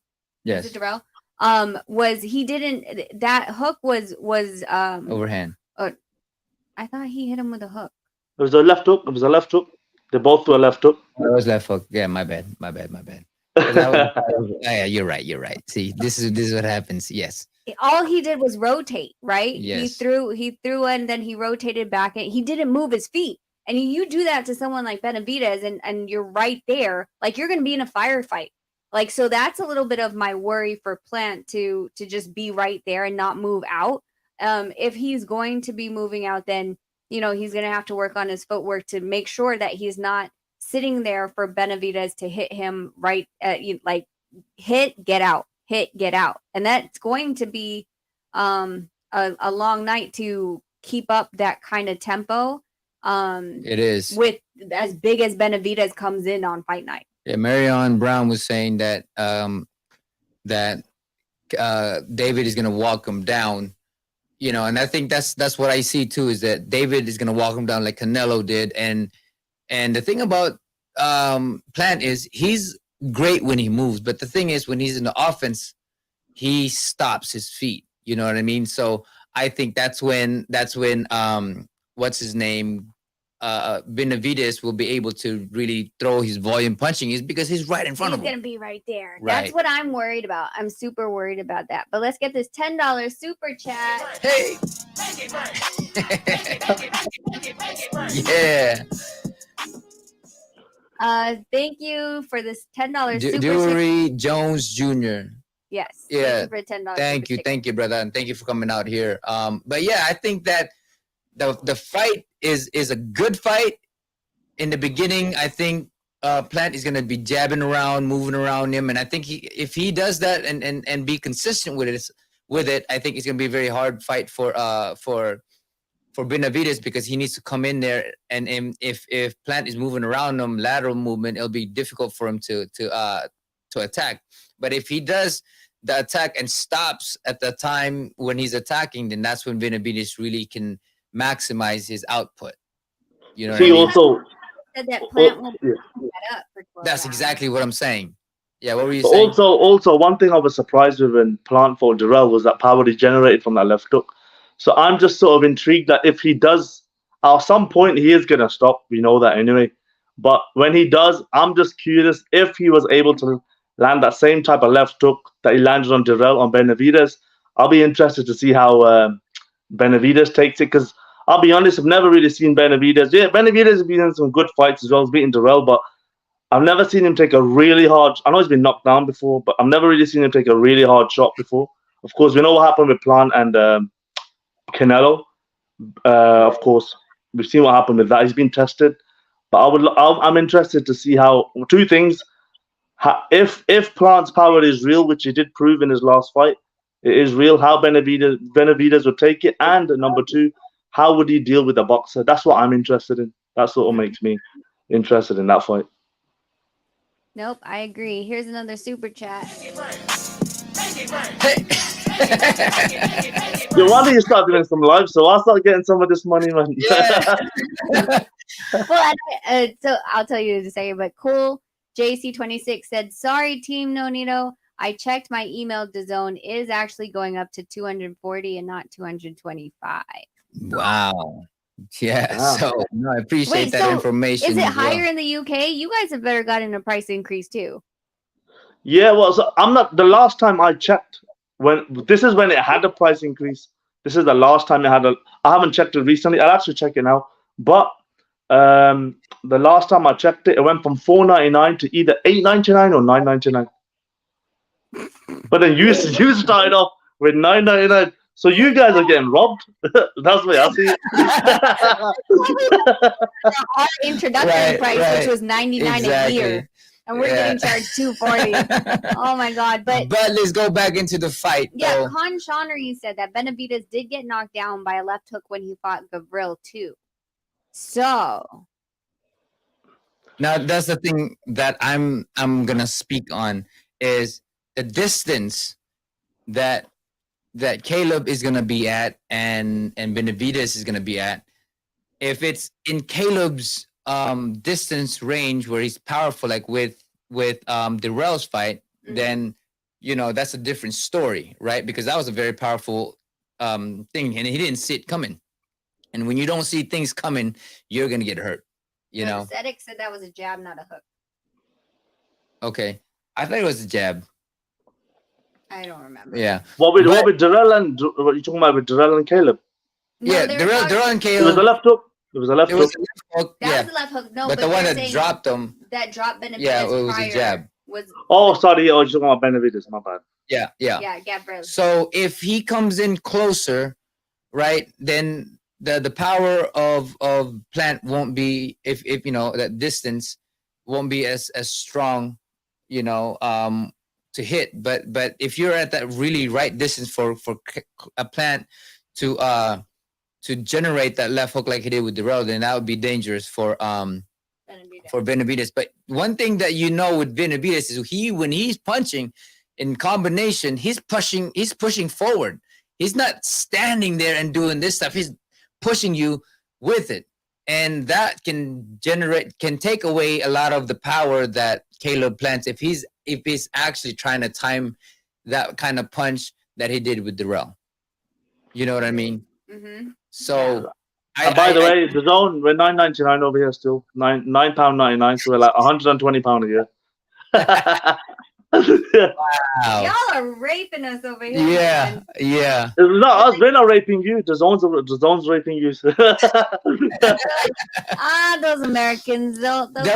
They'll do it. Yeah. They're gonna up it next year to $500. There's a reason why. There was a reason why when Floyd fought Pacquiao, I think your pay-per-view over there was about $100 or $75, something like that, and over here was £19.99. No, it wasn't. I bought the pay-per-view. It was 19. Or was it $14.99? I can't remember. It was one of the two. This is why the UK guys are like American. They're gonna fall for it. So wow. We're dumb. Well, I wasn't gonna say that, but you said it yourself. We have to figure out how to just get their broadcasting and Yeah, pay to us. their $19.99 instead of Well, our I think $100. I think they do pay for it though. For us, we like stream the shit out of it. No. Everybody's just like free streaming, try to get the free streaming. I think for them, they do pay for it, and maybe that's No, why but even over here, you're still gonna get people streaming. You're still gonna get the amount of people. The amount of people that get free. The amount of platforms there are for free streaming. I stream sometimes. I won't lie. I mean, Well, I just think I think how it happens though is I think because like for example, it's in America. Yeah. Right. So then because they have to do all the production, they have to do all the production and all this other stuff, then the expenses for example, Showtime is much higher because Okay. it's here, right? Okay. And then when they send it over to the UK or send it to any of the other countries, they're buying the international rights, which is a lot smaller than purchasing like The putting whole thing. the Oh, whole I card, understand what right? you're saying. So Yeah. so instead of But- putting the guaranteed money, but then since you say that, then let's just say there's a big UK event over here. Let's say AJ versus Usyk in the first fight that happened in the UK. What's the pay-per-view price? What's the pay-per-view price there then? let me look. I gotta see. Eve said, "We get some fights for free when the Brits have to pay for it a pay-per-view. You said Usyk Wilder. Their number one? pay-per-view prices are I significant." think that was on DAZN, but if there's another fight that maybe that wasn't on, because DAZN is cheaper, we know that. But I think, if I'm not mistaken, was that on Sky Sports or was that on DAZN? I'm not too sure actually. Which I thought one? that was Sky. Sky. So how much? So check how much you guys had to pay because we only had to pay like $19.99. I've never seen a pay-per-view here that's $19.99. Okay, Yeah. let's just leave it there. I don't even need a for it. Well, like, usually, Bud Crawford's versus Abernesian was $39.99. so yes. Everything else So is what I'm up. saying is that usually heavyweights are like $99, right? 70, at least or 74. 79.99 Yeah. or 74.99. There's no $19.99. There's no 19.99. Yeah. No. That's why I'm like confused now. I'm like, come on, this Yeah. is BS, man. Can we buy Well- Sky here so then we have Right. to just pay the cheaper one instead? I know, right? Like they did like an app. If you buy an app, right? Just use the, what is it called? Use the app. So if you buy if you have Showtime, you just No, have the but what Showtime I'm app. saying is the VPN, like a VPN app, and you play the then purchase Sky. yeah, so it'll be a lot cheaper supposedly, because you're That will be technically- then you can just put it as London or Manchester, whatever they are in the UK, and that's it. You can. The Yeah. only thing I see that they might catch you on a VPN trying to buy Sky Sports is if they have you connect either your bank account or your credit card, and it automatically places only the UK, like Yeah. the regions there, and then Yeah. you're trying to put in that your card's from Nevada, Las Vegas, and it won't let you. That's the only thing I can think of. Now let's put it down as a credit card. Have a credit card. It'll work. See, he knows it. Have a credit card. It'll work. Sean Connery. You want Sir to say Sean Connery? Connery. Sedek, incorrect. Gabriel hit Benavides with a counter left hook, was not a jab. Hey, check it out, Smoothie King, right back at ya. Right back at you, my man. With another one. Turn it down. How y'all doing, man? Good. Great, how brother. are you? Great. I just wanted to come in and show y'all some love since y'all always showing us some love. Always, Of brother. I course, appreciate thank you, man. you. You know, Thank you. me and this guy was having a karaoke session, by the And way. you smashed me. Nah, brother, you love it, man. I love it. And Mr. Will was Oh, doing his Mr. thing Will too. blew up everyone out of Yeah. the water. We were like, where was this hiding in Right. time? And I know Well- people they love to sing too. So Well, Mr. Will is laid back, and he's what you call original OG. He's a original gangster. Exactly. oh But, yeah. Hey, don't forget you owe me a voiceover this weekend. Got you. We got your seniors working on it, and he say he gonna get that done this weekend. But I'm gonna chime in and get out real quick as I'm at my daytime job. But how you doing, good brother? How you feel? Amazing, brother. Amazing. I'm blessed, man. I'm blessed, and we got a Um, good news coming in. So I just wanted to say that I think that I'm I like Benavidez. I like Benavidez style because he threw a lot of punches and bunches. I'm a big mhm, fan of that. He fights tall. He fights like a big man. mhm. But it's just something about Caleb Plant that I like. He's, class act in the ring, out of the ring. He remind me of you a little bit, never no real drama outside of the ring. Very class act fighters. I kind of root for them a little bit more, but he definitely gonna have to stay on his bicycle. He ain't Mhm. gonna be able to. I'm just worried about when he sits still what he's going to be able to take from Benavidez. That's the question in this fight. And can he hurt Benavidez enough to Right, keep him honest? right. Because I've seen Benavidez walk through a lot of stuff. Now, they Yes. talking about he got caught getting knocked down. This boxing, man, Yeah. everybody's going to get hit and caught with a good shot. I mean, if you can name me a fighter that never in his life got hit one time, Right. make sure you come on the Rise podcast and share that with Yes. Yes. Much love to the Rise podcast, man. They're amazing out there. So me. great Thanks, man. conversation. Yeah, Oh yeah, but I do believe if that though. Yeah. if I had the gun in my head, money wise, I would have to go with Benavidez money wise. But just making just want who I really want to win, it would be Caleb Plant. So basically, I just want to see an excellent fight. 100%. Yes. Boxing needs, You gotta give but your Smoothie King, dude, before you leave. Yeah. Yeah. all right, I'm signing off the Rise podcast.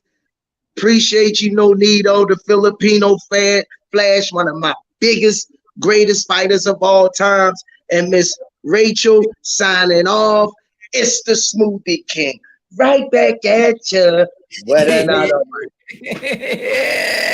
Thanks, Peace. please. Thank you, brother. You I appreciate welcome. it. Yeah, so exactly what he's saying though, there is that thing with Benavidez. If he can sustain it with if Plant can sustain it, Benavidez will be will have a lot of problem if he's doing the what is the word, lateral movement, and not staying in the middle, or not staying in the front, right? Yeah. So I find it very interesting that obviously you've seen at a press conference that I can't remember who said it, but it actually did sort of catch my attention. If I'm not mistaken, David Benavidez, his dad, from what I've heard, has never stepped in a ring, never boxed before, amateur or pro. And at the press conference, obviously, he just kept saying, because I've never really heard, a coach go around, call a world-class fighter, let's just call it what it is. Caleb Plant is a world-class fighter. He is, right? You start calling him, hey, you're a bitch. I've never heard a coach turn around and call a fighter an actual bitch. You know what I mean? So what's your thoughts on that? I mean, that's the thing about about their beef, is that they It's will. been for a while. It's been a while, and it's been for a long time, and they're gonna call each other whatever they need to. You know what I mean? Like for me, I'm just really not that. But I've seen so many rivalries that they've called each other everything, and they brought in their family and said something Yeah. bad, all of that stuff. I mean, that that's not my But I thing. think that's why Plant ended up moving to the other boxing gym because Yes, at the- DLX. yeah, because at City it's basically on the left there's a ring and bags, and then it splits. Then on the right side there's two rings and more bags. And from what I understand, Benavidez was on the right side and Caleb was on the left with just the one ring, and he crossed over the threshold, right? Like so. I think with those types of environment that this was a video from years ago. That's why Plant decided, he's like, man, I'm closing down my camp. I'm gonna have a private Right. gym. I don't need All this BS. Benavidez to come over to my side when I'm Yeah. training and all this other stuff. and there's a lot of eyes at the boxing gym. So That's Yeah. why I like my private space, and DLX and all of that stuff.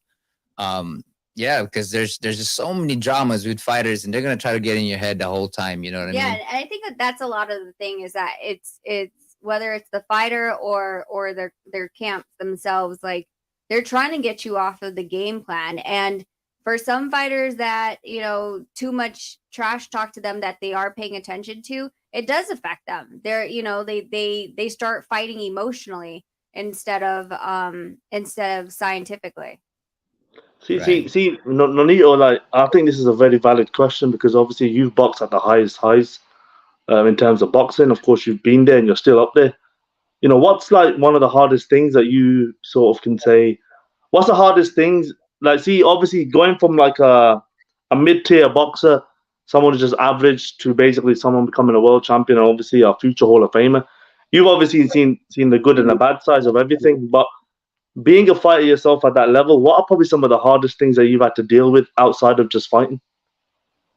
Well, I think for the fighter who's been there for a while, it's the motivation and the hunger, right? And for them, they both to want to get to the top, to get to Canelo again. So they're hungry when that's the case. But when it comes down to outside stuff, there's just a lot of things going on. There's family issues. There's fans coming in all over the place. There's crazy fans. There's people that are fans that don't like you. All of that stuff. So you have to deal with all of that. And again, the biggest thing really for a fighter is their mental state, how hungry they want to be, how much they're training.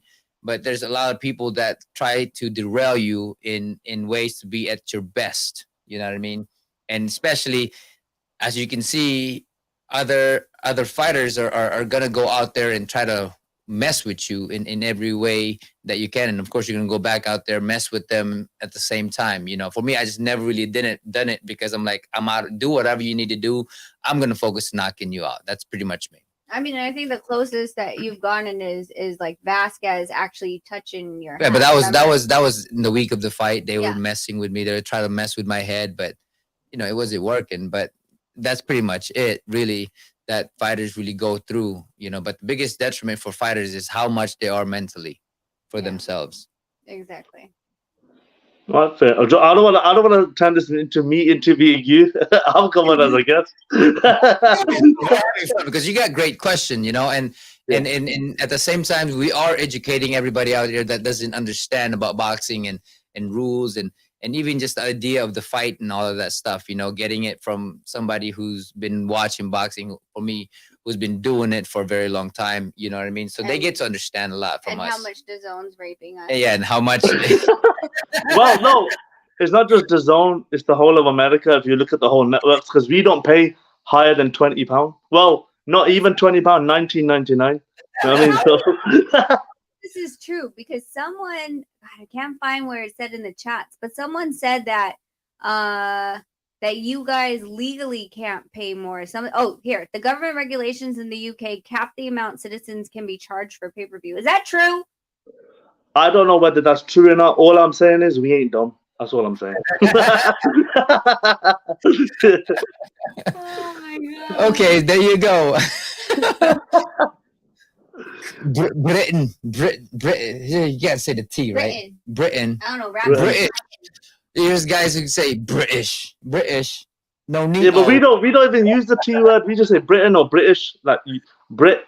You're not gonna hear British. There's no T. Yeah, it's like slang in it in a way. It's like a silent T.